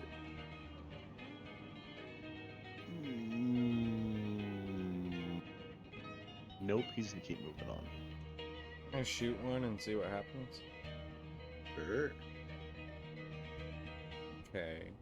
You gonna shoot it with what? Nothing. Can I fire again? I mean, yeah, it's free actions right now. So. Okay. With a firebolt. I'm gonna let off a 3 volley firebolt. Because I keep missing this fucking box. Damn. Okay, was it 14 hit? You hit the box. Congratulations, but you don't see any damage. Okay, so it's wood. I hit with It's wood fire and it did nothing. Can I do like Wood-esque. some kind of check to figure out if I know why? Sure, give me a survival check. Okay. I mean, I know why, but I don't know if Reginald does. Okay. 11. Awesome. With an 11, you cannot tell anything other than that. should have been burnt because it's wood. Balls. Okay. I'm done. Those boxes pissed him off.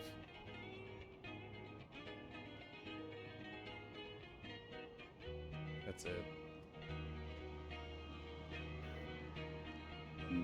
Okay. Hard, are you doing anything? Oh, we don't want to go into the spooky shipping container maze. Yeah, I mean, you don't have to. Oh, that's gonna everybody. I'm gonna go check them out. I mean, we can. I was gonna try to find the farm. I mean, Oh. what if there's corn inside one of these? You know. Hmm.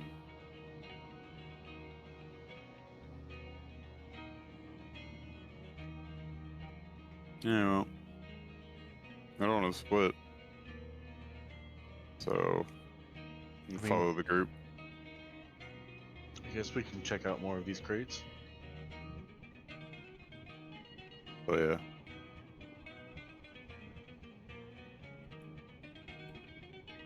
So you're gonna keep checking out crates, is what I'm hearing? Yes, sir. Listen, we're gonna search through the creepy maze of crates. Cool. So go ahead and put yourself in walking order, and how are you guys going inside the crates? I mean, I'm assuming through this way?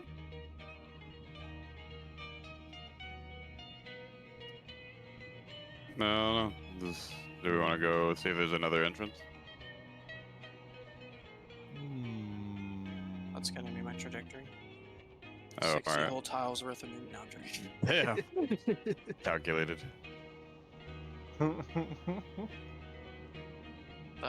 Kind of just gonna like walk side by side with the crates, just to like get my detect like over them to see if I can detect anything inside of them. But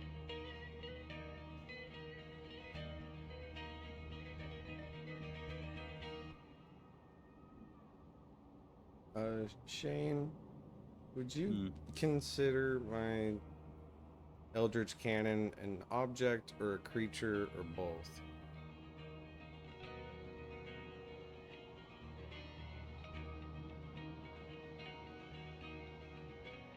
Is it? I mean, it's an extension of, like, in what degree? Are you, like, using it for a spell? Thinking about it. What spell are you trying to use it on? What spell are you using? Enlarge, reduce. Oh.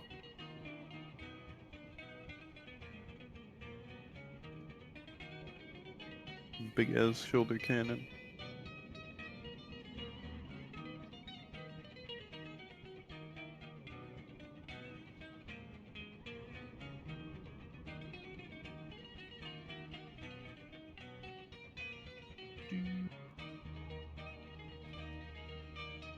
Give me a few moments to go through it.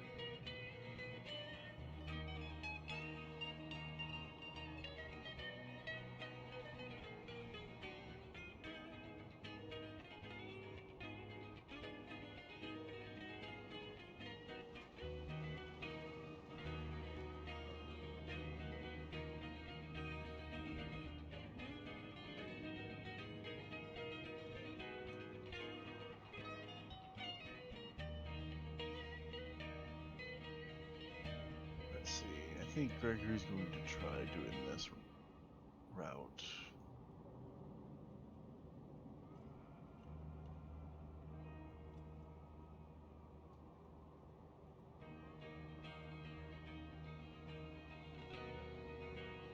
Something like that.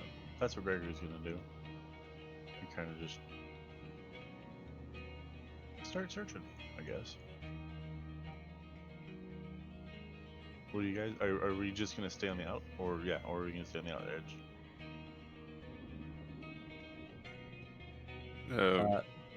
I'm contemplating something right now. Sorry, I know Oh. you're talking to them, right? Sorry. Yeah. I don't want to lead, but I'm down to go in. We can put Barb in front. She's fine, I swear. So it's an object. It's an object. Mm-hmm. Okay. It's gonna be a no on that one. Okay, fair enough. You can use enlarge or reduce on an object. You can? It literally says you cause a creature or an object. Oh. Literally the first sentence. Hell yeah, reading comprehension. Let's go. Well, I didn't read the first sentence. I read the enlarged part. My bad. When you cause a creature or an object you can see within range to grow larger or smaller for the duration. Choose either a creature or an object that is neither worn nor carried. If the target is unwilling, you can make a Constitution saving throw, or on a success spell has no effect. So Okay. you would assume your thing would accept your enlarge, Hmm. reduce. Crazy. Spell? I would like to enlarge it. Yes. Oh, cool. No problem. Now, you sure? Yeah. Okay, fantastic. I just want to make sure because where reading the skill comes into play here. The Eldritch Cannon, no matter the size, regardless, has the same stats all across the board. Yes. Cool bean. I just want to make sure. But I get Even an for extra movement? D4 out of its flamethrower. Everything. Damn, An extra D4. interesting. It's, everything is the same stat. Regardless of the size, the cannon has AC of 10, number of hit points equal to 5 times the artifice level. It has immune to poison damage and psychic damage. It is Oh, forced yeah. to make an ability check. No, bro. I'm literally doing it for the extra D4. Hey.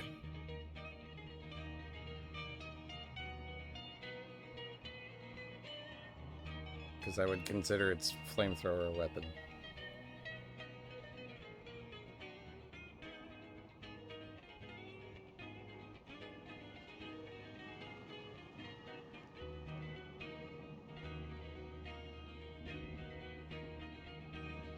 But after that, I'm Gucci, and I could lead if you want me to, but Barb is probably the best person. I'll leave that up to her battle buddy.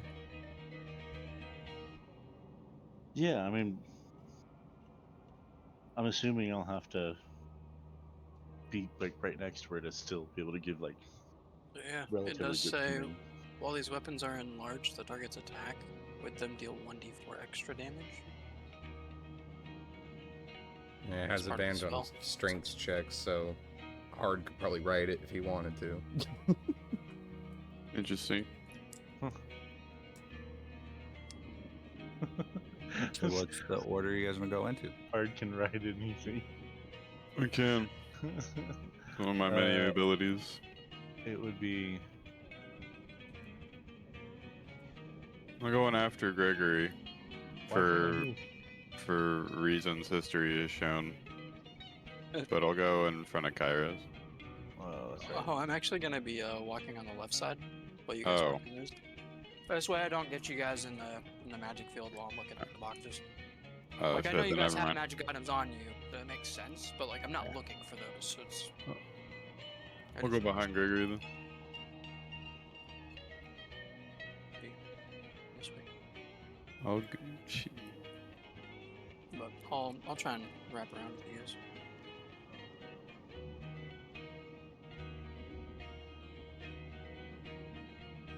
Would like to See. command my spider Eldritch Cannon to latch on to Barb's back.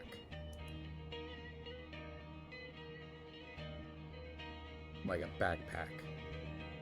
Backpack, Give me a backpack. second here.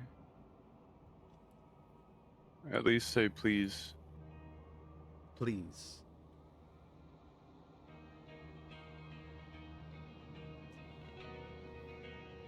I forgot to say To the the magic back. word. Say to the backpack, yeah. Yeah.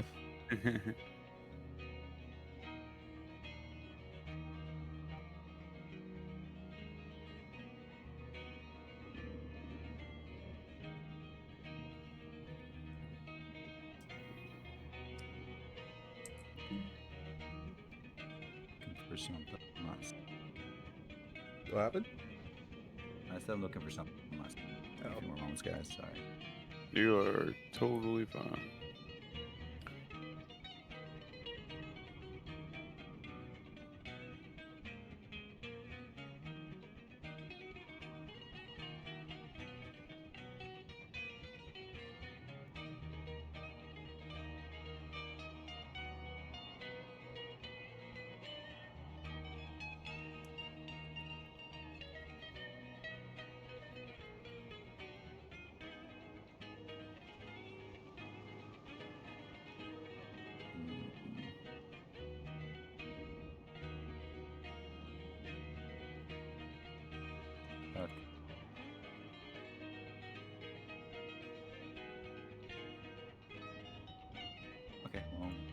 with this.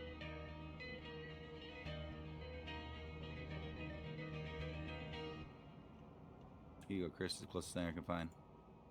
Ah, thank you, sir. That's terrifying. It is. Mm-mm. I don't like it, but I love it. I was gonna bring it out later. That was actually gonna be one of the creatures, but No. That's sick as fuck, actually. I love that.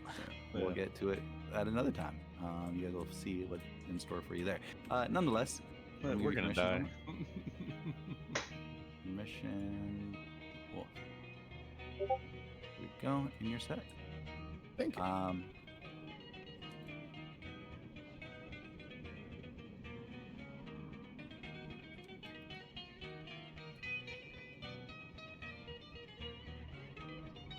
I'm in the process of making one.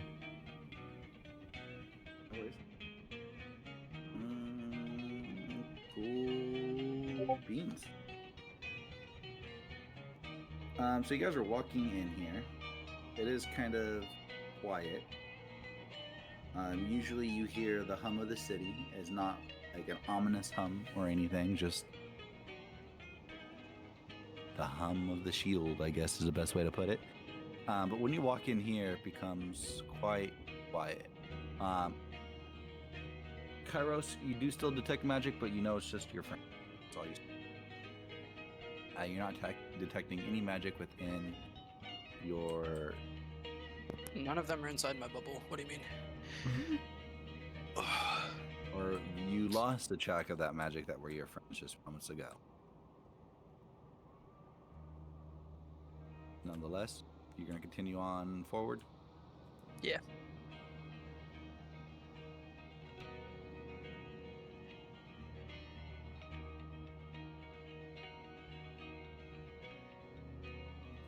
Those of you inside, like I stated, it's quiet, nice, quiet hum. Into nothing. It's just now it's total silence. You don't see anything of particular note. Just crates stacking up high upon high upon high. Some of the crates on the lower level are busted out and appear hollow, while other ones seem to be busted out and have things inside. But as you look inside, you see a bunch of creepy crawlies, nothing of note or worth of any value.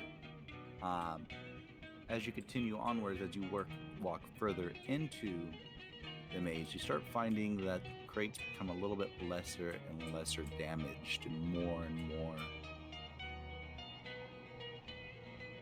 upkept, I guess is the best way to say it.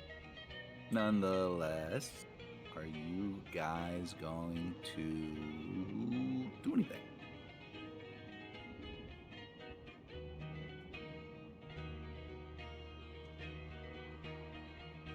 No, what do you want to do? That would be Barb, Hard, Reginald, and Gregory. Yeah.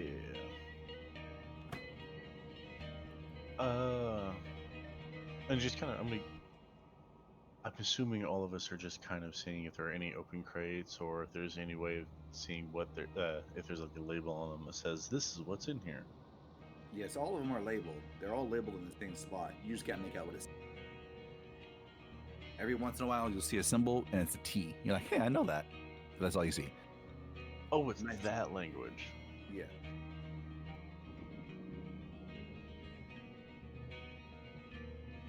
Why do I get the feeling we should know what this says? Anyways, I'm gonna also see if there's like a crowbar sitting around here or something. See if we can use it to pop open the crates. And I So guess we're gonna You want to keep. search the general area, you said? Yeah. Okay, give me an investigation check.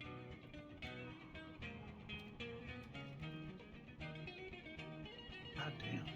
Reginald, Hard, are you going to do anything specific? That's a 10, by the way. Have we Okay. seen what corn looks like?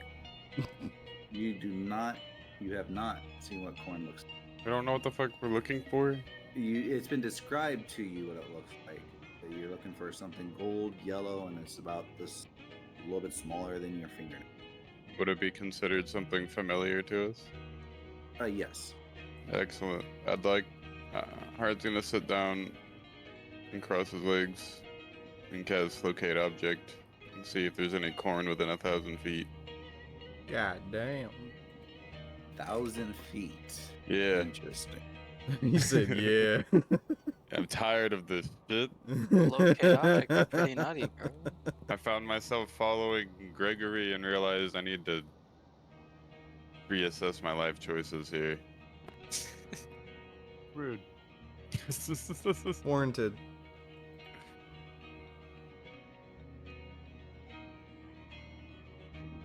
Man's taking shots at me from the back shots, if you will. Back shots. Oh no. So corn at 1,000 feet you do not have. Guys, there's no corn here.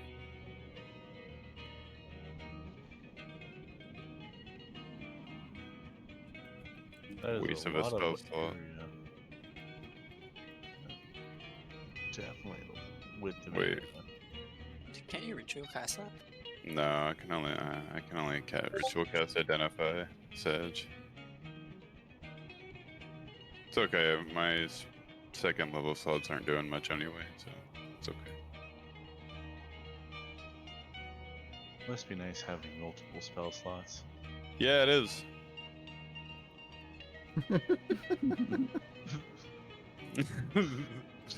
Poor warlock. Must be nice having every spell you cast be maxed out. Yeah, it really is. Yeah, so, you know, give and take. Yep.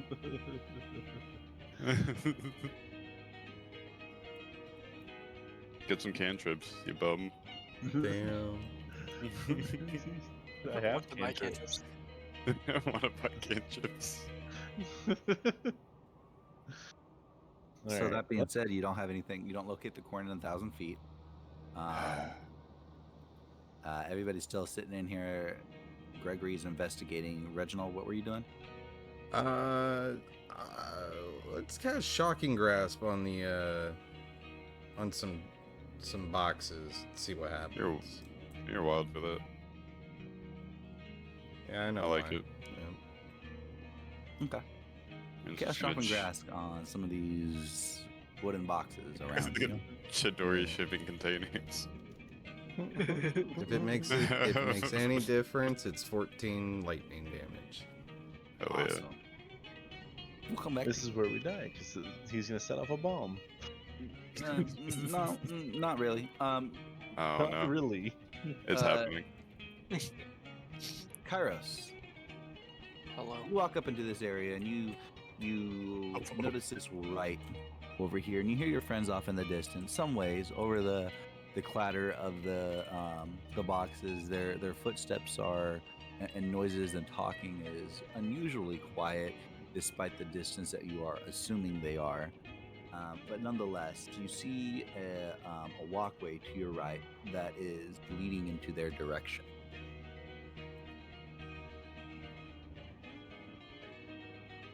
So are you gonna walk into it? No, I'm gonna keep going forward. Okay. So move yourself forward to where you want to go.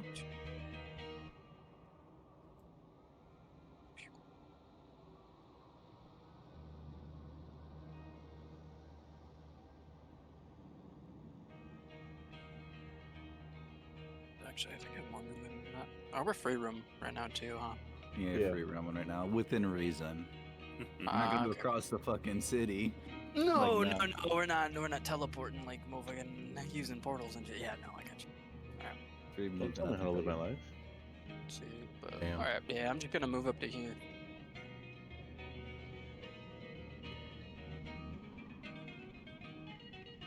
Thank you.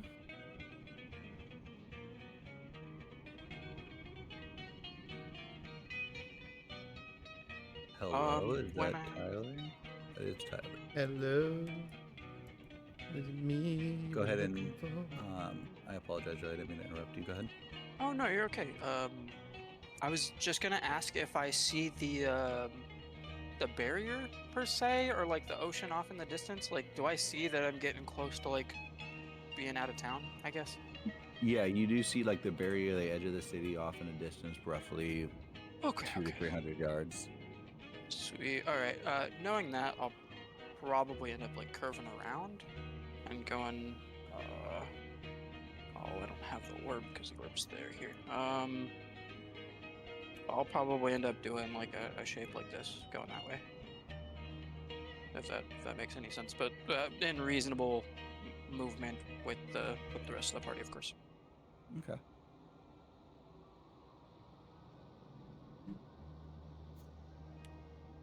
But that's all I'm really doing.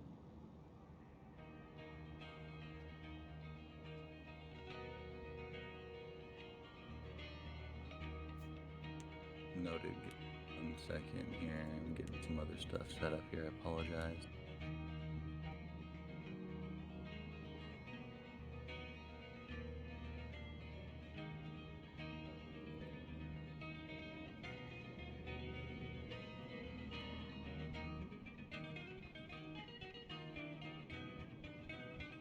Mm.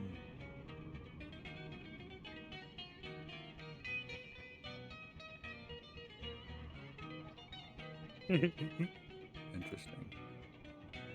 Fuck yeah, man.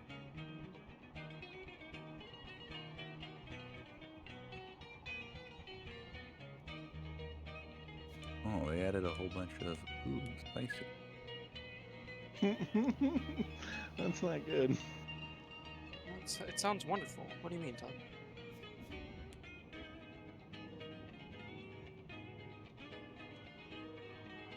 Need a brush for this. Yeah.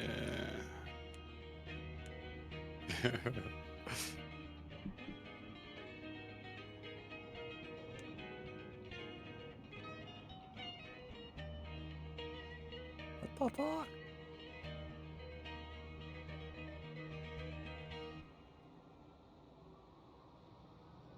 There we go. I made my little Eldritch cannon flamethrower.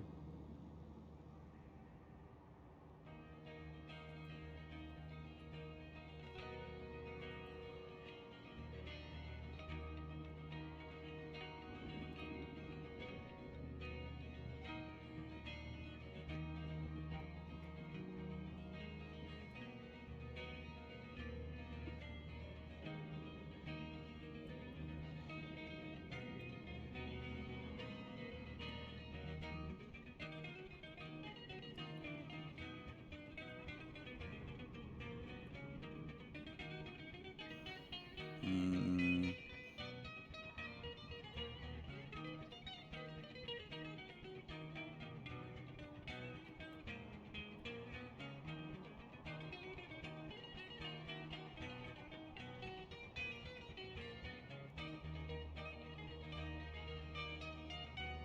Guys, I found a secret message.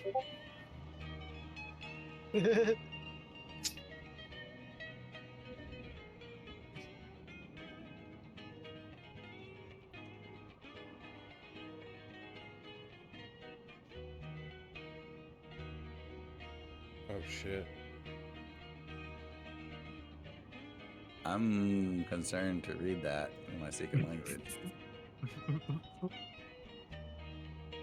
Bro, it's in a probes. I love it, bro. Let's go.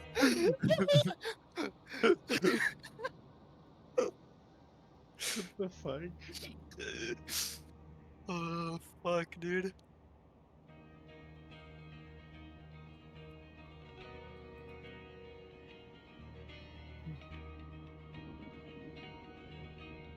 It took me a second for my brain to recognize what you were doing. Oh, I'm just writing using the 4 characters we've unlocked in this secret alphabet. I mean, I found a message. That's all I meant. I found this. All right. Interesting. I like it.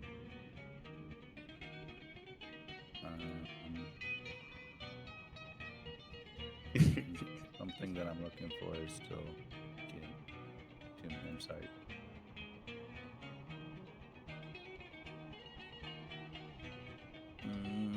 It should be finished. Why isn't it finished? Depends on the complexity.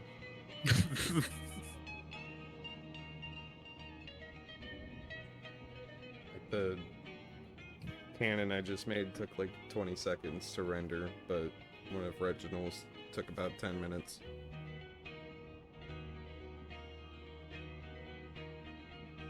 if you're talking about what I think you're talking about.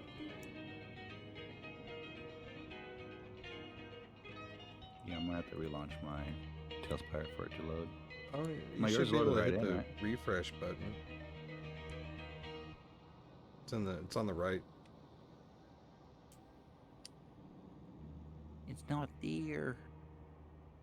It's probably still processing then.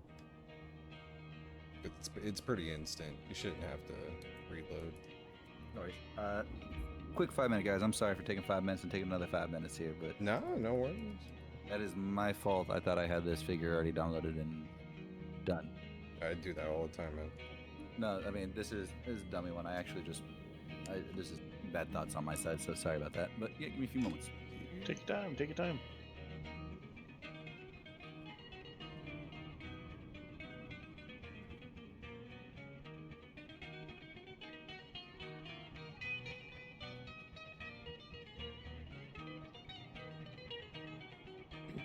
Bro, this flamethrower is gonna slap.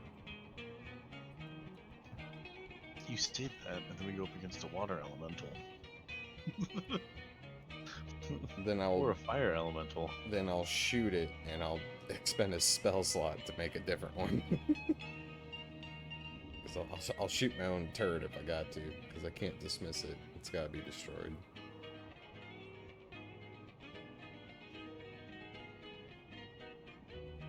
Just gonna feel weird. Sorry. We got some weirder ones. Weirder what? Good to know. Good to know. Talking to myself, kind of. Oh, okay. Absolute litty. I wonder who left that message.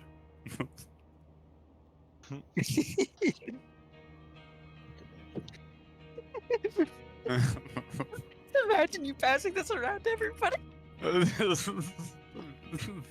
Oh shit. Matt's gonna come back and be like, "What the fuck?" No, if he's like he's probably got all of these saved somewhere too. He'll probably decipher it. Decipher these nuts. Yeah. You know, you might not be wrong about that one. I gotta see if like how knowledge of this works. Like, does Gregory know all of these codes too, or just T? You know? No, he would technically, unless everybody shared it, he has no idea. Hell yeah. So really, that no. would mean only Barb, Technically, he Kairos, can and read Bard. it. I need to tell that to Shane. I'm say here to read Barb. that. It's a written Bro, language, who's? right? Oh, okay, that was Chris. I was like, who's rolling all this? What the hell? The Eldritch Flamethrower. Shane? It's Just a written curious. language, but you can't read it. Well, no. Even with Yes, even with that.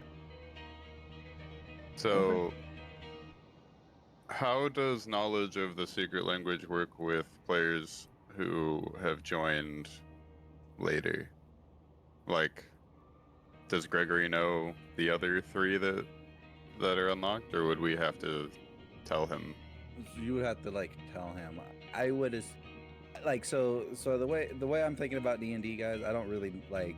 Yes, there are intricates as far as like story that you may want to imply to the other characters, but if it's something along the lines of like informational, like what's good to eat, like you're gonna pass that along by word of mouth. Very much like if you guys are gonna be in a party and traveling for a while, you guys would probably share the information of the knowledge of, per se, the bell or the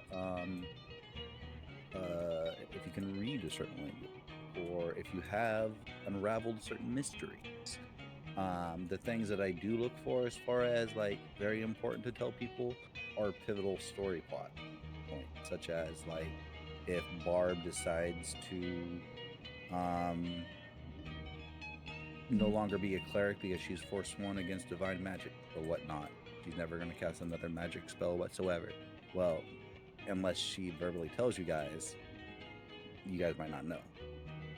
Matt might tell us, but if you in character ask her, hey, heal me, and she says no, well, then now you guys know type of situation. But as far as like informational stuff, for being in the know for certain aspects, I would assume you guys shared it with Gregory. And if you guys aren't sharing something specific, that's when you want to, be more prominent about, I'm not sharing this. But if it's something you guys discover as a group, I would think through word of mouth, you guys would know it as a. Does that make sense? Yeah, that's kind of what we were doing in 3.5. So that I figured it was just gonna carry over here. Yeah, I mean, I don't mind doing super intricate, like, you never told me that your name was not Kairos, it's Kiros. No, In this case, I mean, I the actually haven't told distinction- anybody like my true name, I guess. I was gonna say the But- distinction for me is important because if the new players don't understand this information, then that means that like me, Kairos, and Barb essentially have another way of communicating with each other that the other half of the party doesn't know. That And does so make sense. Yeah. that's why I wanted to clarify this specific point. I agree to everything Yeah. else you're saying. Okay, yeah. So that being said, I would say since it's just 4 letters right now, you guys would, well, 3 letters because you guys would have shared it, but 4 letters for you hard unless you shared it. So going forward from this point, unless you're going to be sharing with everybody, Okay, let cool. me know. Alright. But right now, you guys can communicate with 3 letters. Hard, you know a 4th letter that you haven't shared with nobody. Yes. Suckers. So let me amend my sheet to who knows what now. Thank you, Andrew, for this. Mhm.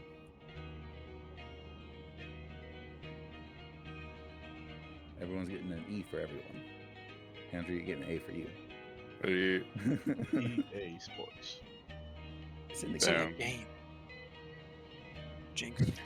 Bruh, it's still not showing. What the fuck? Like Wheel of Fortune for these guys. Fucking price is wrong, bitch. The A is missing. I'd like to buy a vowel. People, oh no. I'd like to solve the puzzle. Oh, it's still processing. Okay, well, fuck it. Jeez, what'd you make, man? They added a new feature into Yeah. the game. Yep. And I was messing with a feature that somebody else created, Mm-hmm. and I added some new things around, and apparently I fucked with it. So Yeah. The way they. it is cool what it is. Yeah. I ain't worried about it though, because I got to make multiple different variants. They use multiple figures in one to get really big things, so that's why it takes a long time to render. Well, they added a whole new feature. No, I know you can like add certain parts, but like beforehand, that's how people would get around that. Yeah. So if you pulled up one from online, yeah, that one's gonna probably take a while because it's probably got like 3 figures mixed into one.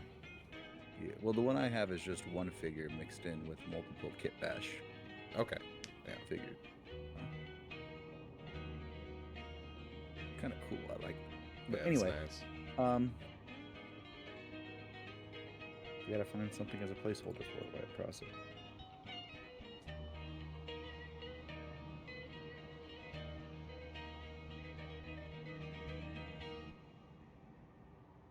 Nothing even remotely close to what I had.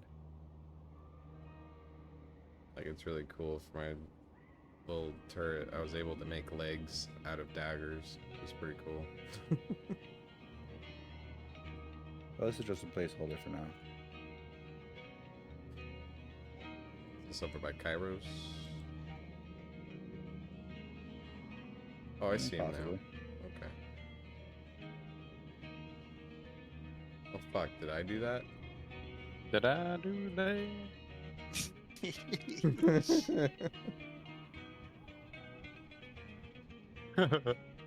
Is that her?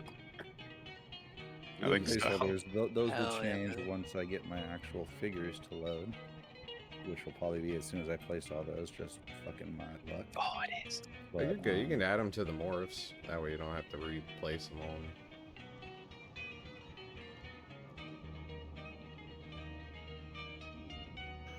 all right. So you shot and grass to this wooden container next to you, Mm-hmm. original. Mm-hmm. You hear a fizzle, and then nothing. Nothing apparent has happened. You see a small, like maybe soot mark that was there, but no damage to the crate itself. You're kind of taken aback and bewildered. You were thinking that was going to do at least something, possibly. I mean, your flame didn't, but maybe lightning or something. But alas, it wasn't so. You groan.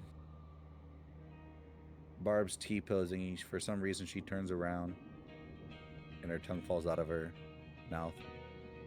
You're not sure if she meant to do that or not. But then she turns back forward, and she walks forward.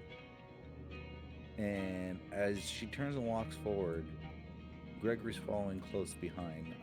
Let me double check their passive perception.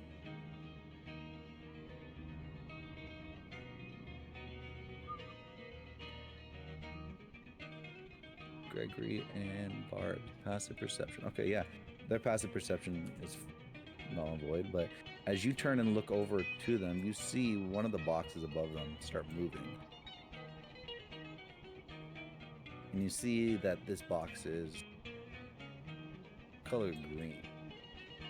As it starts moving, you start seeing that the walls seem to be bulging. And it kind of like constricts and contracts and constricts and contracts. And then you see it's moving slowly. And then with a sudden spurt of movement, it constricts and contracts. And all of a sudden, it's sitting on top of this box. And now it's over. And you enable file. It's right on top of them. And just as you are about to like yell out in alert to them, you get a sickening green slime squelch right on your shoulder. And you look up. And you see right above you, constricting, contracting, another one of these green boxes. And with this furious spurt, it too is above you.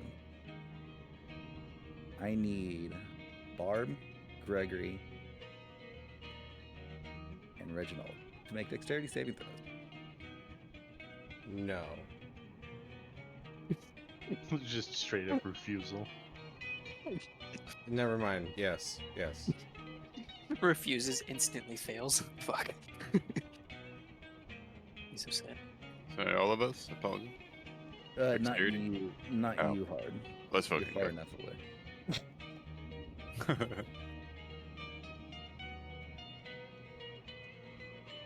What's Barb's? Barb's dexterity is a 2, and no, you do not see it coming.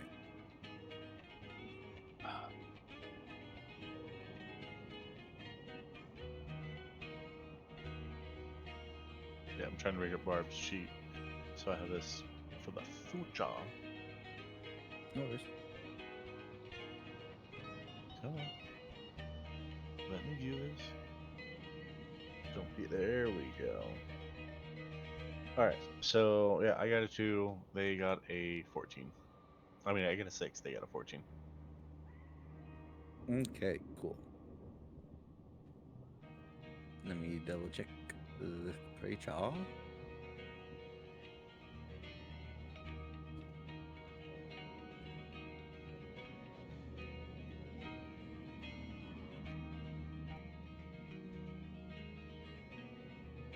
Okay.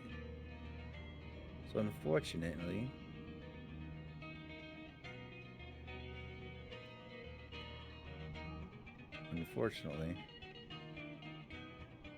fail. Both of you. This giant-like cube falls on top of you. And you feel yourself overcome with all this slime. It's soaking into almost every orifice of your crevice of your body and orifice of your body.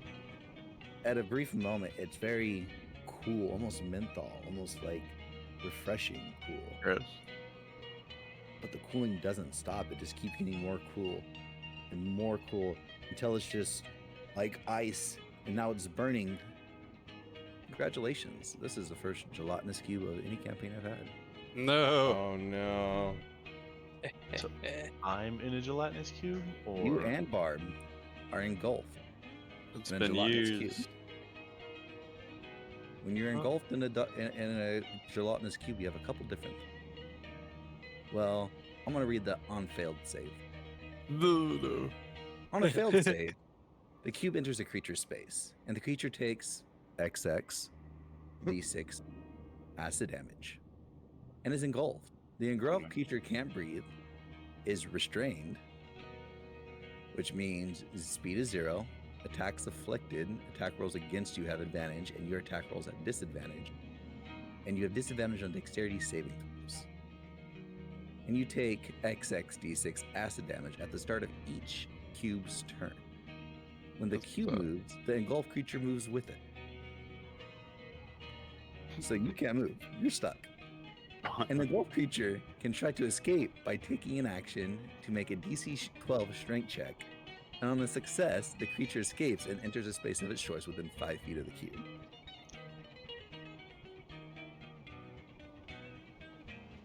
okay. Okay. And Chris, I'll read for you on a successful save what happens. Oh, okay. On a successful save, the creature can choose to be pushed 5 feet back or to the side of the cube. A creature that chooses not to be pushed suffers the consequences of a failed save. So, yeah, you can push me if you'd like. Yeah. let me go ahead and Push me, fix daddy. the figure. Which way do you want to be pushed 5 feet? It's a fucking dealer's choice, my guy.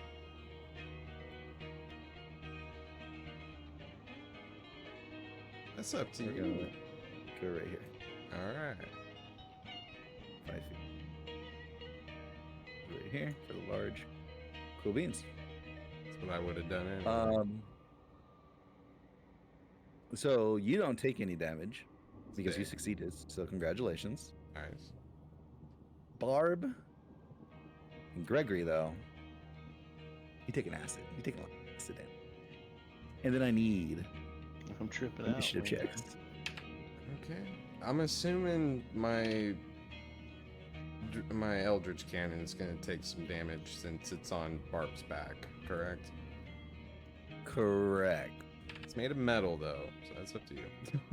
It is made of metal. How much? It has 5 times the HP of your artificer level, so 25 HP, right? I think it was 30 when I saw it, but 25 sounds right. Are you level 6? You're level 6, so yeah, 30 Okay, would cool. be it because it's 5 times your level. So. Ew. Elementals and cubes. What's up? The elementals are being placeholders for cubes. Oh, okay. Or Yeah, that one. and They're Anyway. made of metal. they're not made of metal. No, I was like, what? they look like metal containers. So essentially, gelatinous cubes have a special ability. I'm not going to tell you what it is, but essentially, yeah, I Okay. see a bunch of crates. Or metal container. Yes, so it's a special ability called transparent. What it does is, when this cube is in plain sight, it takes a successful DC XX perception check to spot a cube that has neither moved nor attacked. So that is what is occurring. This time, you guys weren't doing active perception, so I use your passive perceptions. Nobody had a passive perception that met their transparent DC, so therefore, that is what's occurring. Now, of course, that doesn't mean all of them here or whatnot, but nonetheless. I think there is a um, gelatinous cube mini that you can use. There is not. I didn't see it. I'm actually creating one. That's what I was waiting for, and it wasn't going through. Taking It's probably forever. ready now. No, I just refreshed. It's still processing even on Hero Forge. She. Damn. Rip. Oh, it might kind of be ready in Tailspire. It did that to me, but yeah.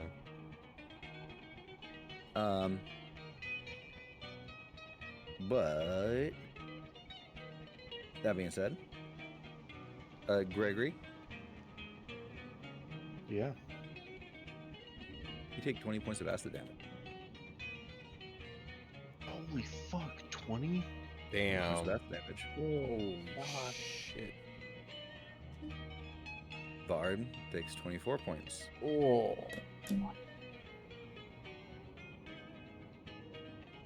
you track Barb's damage for me, please? I am. She's at 38. Thank You're you. at 10. Yeah. Your turret takes 25 points of acid damage. Okay.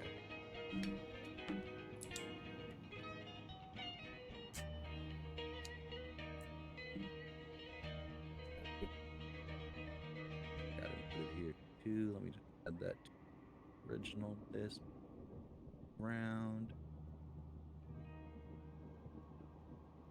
Turret damage right here. There, right next to your HP. Fantastic. And that being said,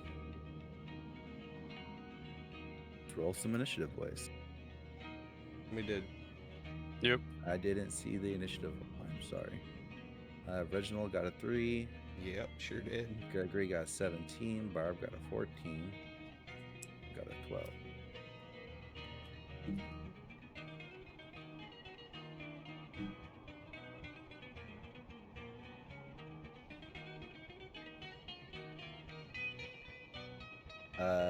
Did you roll initiative? Kairos? If you're talking to me, I wasn't sure if I heard them in the midst of combat from where I'm at, so I didn't roll. But if you Gotcha. want me to be in the initiative order and would like me to roll, I can. For whenever Yes. I do end up getting to that point. Yes. Yeah. So I'll need you to have initiative order because you're gonna have to take movements during their movements because of the sequence of events. If I have you do free roam, then you can literally move wherever you want. Baldur's teleport. Well, I mean, like, I'd still be moving 30. I wouldn't be in a Yeah, no, degen, but no, I know. I trust you. I got to plainly state it for those that. that are sway the degens. I rules. understand. No. Yeah. For our Um, fans. No, yes. I got 12. Where is My- your turret? Dex is +2. I don't know what Andrew's is, but he probably goes before. Mine is 3. The turret is I knew it. I knew you were more dexterous. Like, what's the name of it? Eldritch Flamethrower. It's right behind Barb. There it is. It's by her feet. Oh, I didn't see it. Yeah, I mean, yeah. I don't see anything. It's a Barb. Oh, it's under Barb. Yeah. There he is. Who's a little guy. I had to add him to the turn order as well. Gotcha. I don't know if I can add him to the turn order. Should be able to. You might have to hit apply and then re-hit the cogwheel because you moved someone. Mm-hmm. Did you roll for his initiative? He shares mine, I believe. I'll double check. Sure. Put him on the Yeah, back because of I the gotta order. use my bonus to direct him, so. Thank you.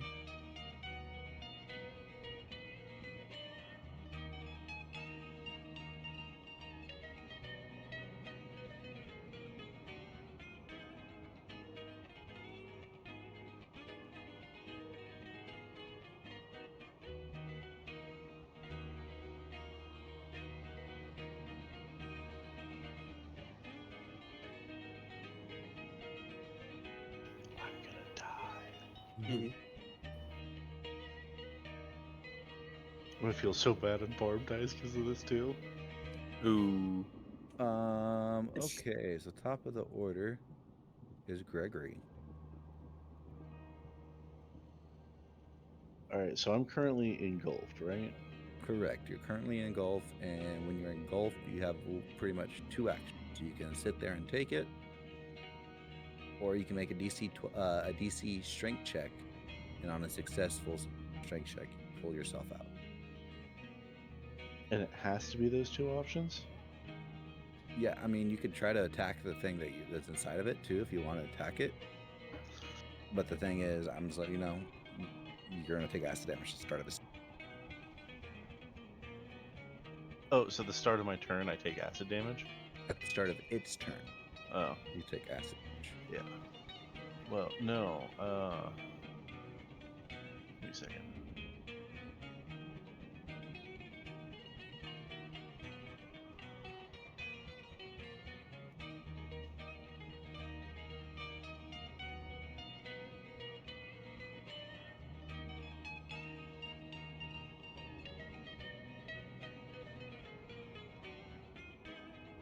I'm reading a spell real quick to make sure I have it right. Can I touch Barb?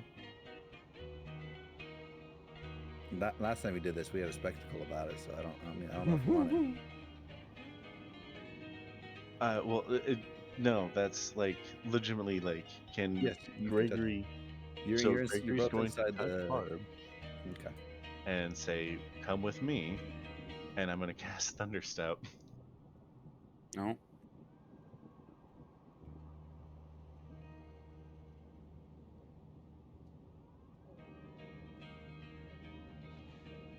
Teleport yourself to it. Teleport yourself to it. Unoccupied space. Ooh. That I can see within range. Ooh. Ooh. Spicy. I know what you're doing. And it takes me and Barb, because Barb is a willing creature. Let me continue reading this. Give me 1 second here.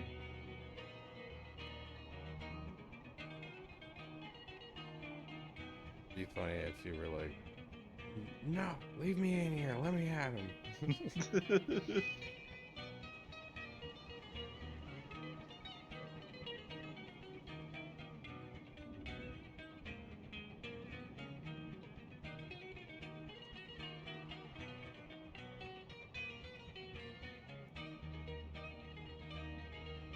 That was a cool scene in the movie too. Bring along objects as long as they're weight doesn't seem. Yeah, I You heard can that also objects teleport bit. one willing creature of your size. Barb is technically my size. I know. I'm reading it. I'm verifying the literal meaning of words to make sure I'm understanding it. Okay, yeah. So you take it. Constitution saving throw, right? Yeah, so I get to move up to 120 feet. Yeah. Wait, no. 90 feet. Sorry.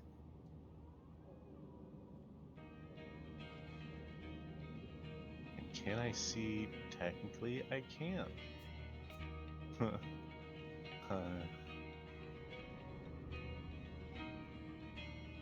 50.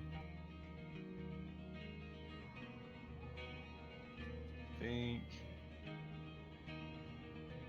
This might cause problems, but I'm sorry, I'm getting Barb and I out. Do it just in case. Because I don't want to be near the crates. Yeah, that should do, right, Shane? I can see that path. Oh no. About to get A trained. Oh Yeah, no. so Barb and I teleport over to there. Episode 1. Oh no. No, no, no, no. She stepped What's the off the Constitution fucking saving throw? curb. They need to beat 16. Okay. Go ahead and roll damage. Damn, you taking my Eldritch Cannon that far away? Sorry. You put it on. And that's 3d10. Am I barbarian?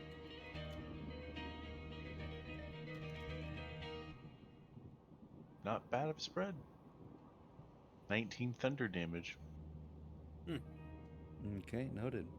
And then, because that's a thing, that's... I'm sorry, what? Everything at Wait, 300 feet. Here's it. Mm-hmm. Oh. 10, make it 50. So 60, I believe. Every 20 is 5. Every 20 is 100, so 60 would make it 3, yes. Yeah. Or rather, they would hear it if they could. Joey, you don't hear anything. Oh. That's not good.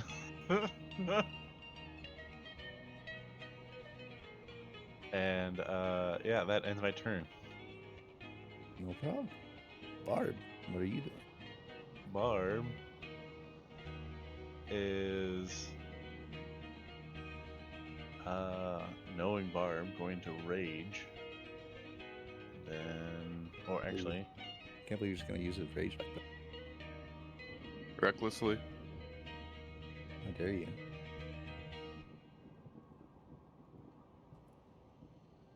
Can't believe it. Shake my head. Still not butter. It's crazy. Wild after all these years. Can't believe it. oh, that's a bonus action.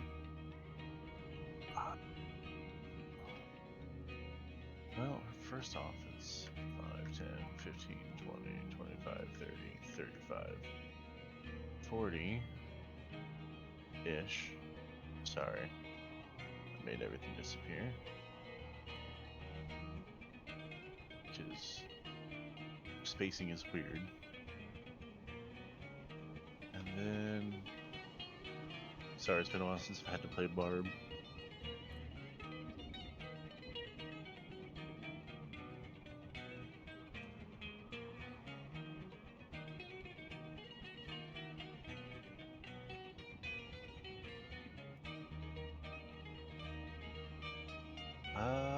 I mean, she'll rush in.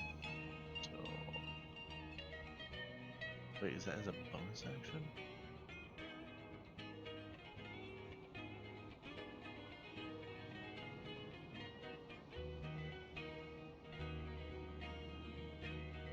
Oh yeah, that is a bonus action.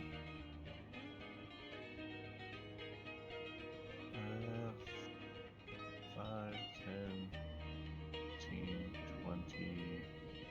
That should be fine right there. She can use a Goring Rush as a bonus action.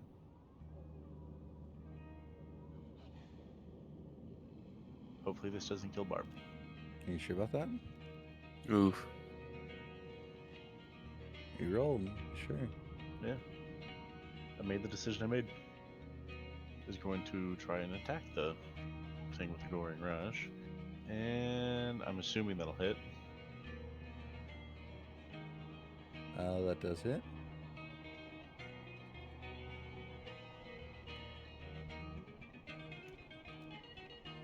Uh, 1d6 plus what? So 6 damage.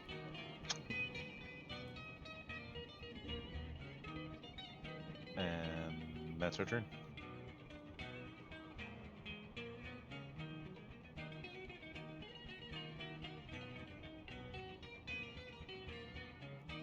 Okay, hard. Your turn. Alright. This is an exasperated okay. That, huh. Like I just made a bad decision. Hey Todd, how long have you played D&D for? I've played D&D for quite a while. Do you know what a gelatinous cube does? Me personally, yes, I do. Okay. Now, does Barb know that in a T-pose? Probably not. Why are you killing Barb, bro? She's probably cooked Jello though before, you know. But nonetheless, hard. What are you doing? I'm going to move over here. And I'm gonna cast Fear on the gelatinous cube. Bro, that breaks my brain. Like, what would a gelatinous cube be afraid of? Me. With a straw, hell yeah. Needs to roll a wisdom saving throw. Wisdom saving. Beat a 15. Can gelatinous cubes be feared? Like I said, it'll be afraid of me, bro.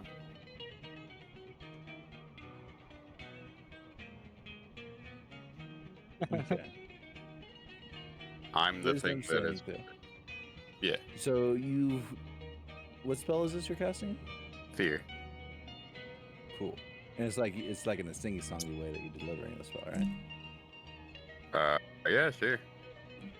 Cool bean. A thingy songy way. Don't fucking disrespect a man like that. No, I just don't know how he casts his spells. I was just trying to get I hit him with figure the for spooky it. jazz hands. Spooky jazz hand. Okay. So as you raise your hands up to do the spooky jazz hands, and you start wiggling them back and forth, you're looking at the gelatinous cube with intensity. And then for some reason you feel like it's staring back at you, mocking you. And then you realize you just see yourself in the shine of the gelatinous cube and realize this thing has no eyes or ears to be afraid of. It seems to be immune. Hmm. That's what it's afraid of. Rough. Alright, well, I'm gonna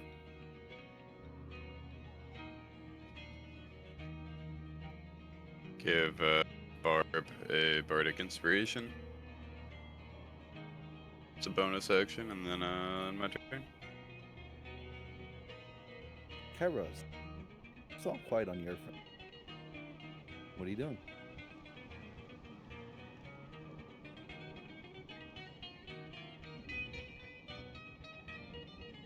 Are you muted?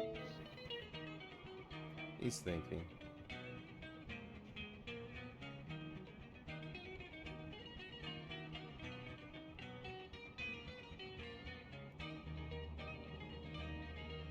He's deep thinking. Damn. Sorry, I was away. What's up?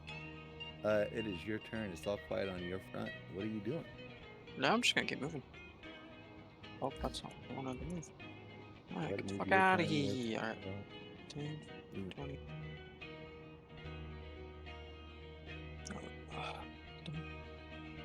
I'm moving 30 or 35? It's 30. Okay, cool. Sick. Alright. I guess we go again. 15, 20, 25, 30?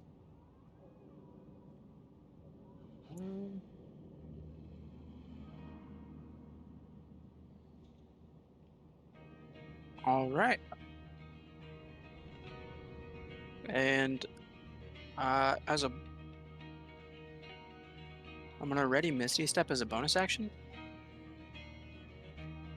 in case anything suspicious happens. Seeing as I don't really hear my party no more. Okay. But that'll be my turn. Cool bean. Oh, sorry. Do I detect any magical things in the boxes near me? You do not. Okay. Sweet. Then that is it.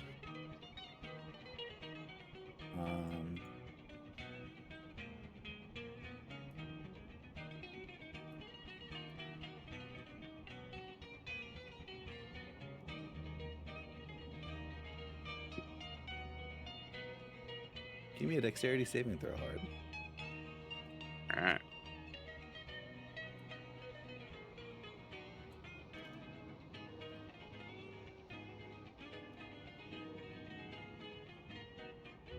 $11. Squelching and squishing as this thing crawls across the floor.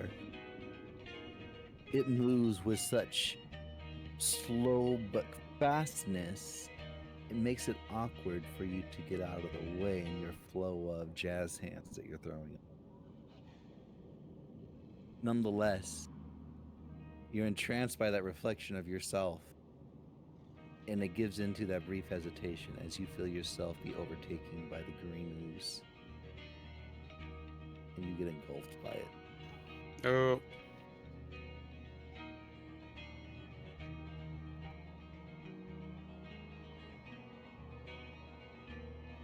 You take 18 points of acid damage. Oh.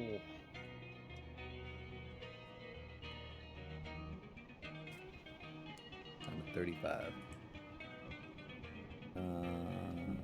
Yes, 35. Correct. You find yourself in that restrained condition. Oopsies. Restrained. Yeah, restrained. I'll get it for you here. I got it. Okay. Um, but yeah, you're restrained at the moment, and that's it for its turn.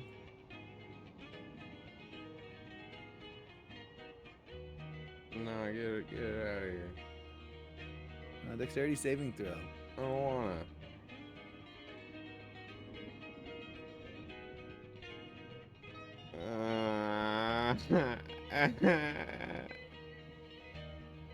Um, 8. Okay. With a squelching and a squishing, this thing crawls across the surface next to you. With its slow creeping, you couldn't make, or rather, were caught off guard from it, from the pure astonishment that you saw the thunderstep of your buddies go across right to left. And in your mind, you said, "No, my turret," and you looked away.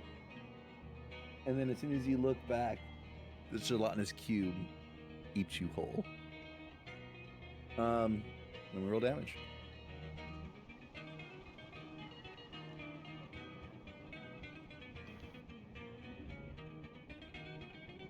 You take 22 points.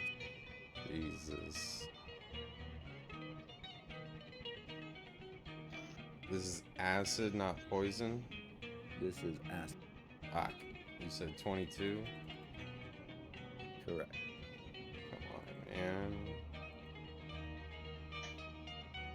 Good news, it's your turn. Uh-huh. Oh no. We can find out next time what you do. Oh, god damn it. Ooh. Oh, what? Damn. That's messed up. Hey, Shane. Yeah? Does anything special happen if I were to hypothetically cast Thunderwave while I'm inside of this cube? Yes, hypothetically, there is stuff that could happen. Yeah, we can find out next time. Yeah. Can we cast Hypothetically, of spells course. while in the cube? Yeah, you can. You can cast spells while you're restrained. Yeah, the only thing that happens when you're restrained. Oh, I didn't chat. Fucking screenshot of it. Okay. But for spells that require somatic components? Verbal. Because you're underwater essentially, and so or verbal. That's like all my spells. speed 0. Your speed is 0. You can increase. Attacks affected. I can still talk, bro. Well, see, that's where I'm worried about, because the gelatinous cube says that you can't breathe. So in that instance, it's like as if you're underwater. So I mean, you can still talk. You can still say the words. So I guess technically that verbal somatic is still going out. But if that's the case, then any other time, like when your mouth is restrained, so you don't say spells. If you just say, "Oh, my lips are still moving," I'm still saying it. Still cast. So that makes that into the gray Still area. Makes it making- weird. So I'm still making the vibrations that I would if I wasn't being. It's not like if gagged, I someone guess. casts like silence on you and you have like Yeah. absolutely nothing coming out of your mouth, you know?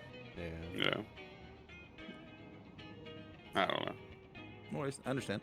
But yeah, we'll definitely find out next time. Turn- Blue Cool, on thanks, Shane. Shane. Hey, GG's, Yeah, everybody. thanks, Can't believe you did this to us, Todd. Shane. I Yeah.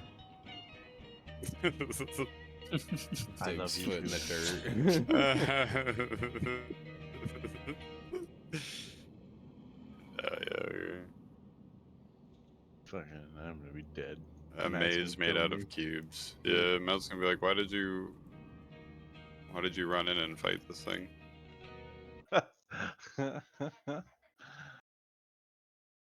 My reasoning for it? Mindless barbarian. Just mad now that that they got hurt, so they're just going into attack. There's no There you go. thought process behind it. And the only reason why I'm saying mindless is because T-posing. So Mm. all the other Right. times, I'm pretty sure Matt would be like, "Nah, I'm not doing that." I don't know. Maybe we can eat it.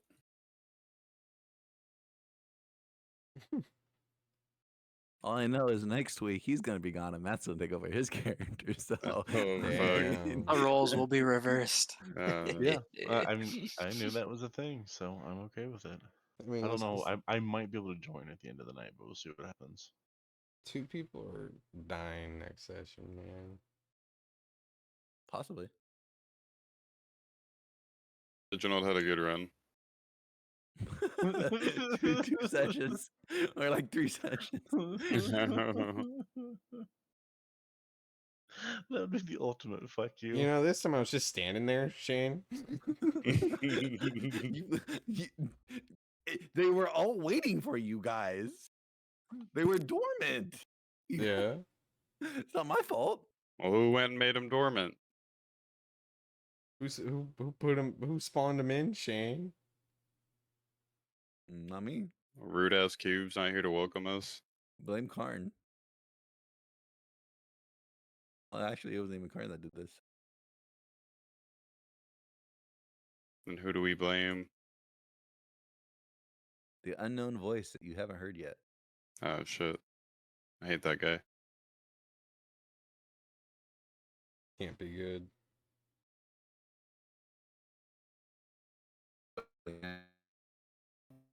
Huh?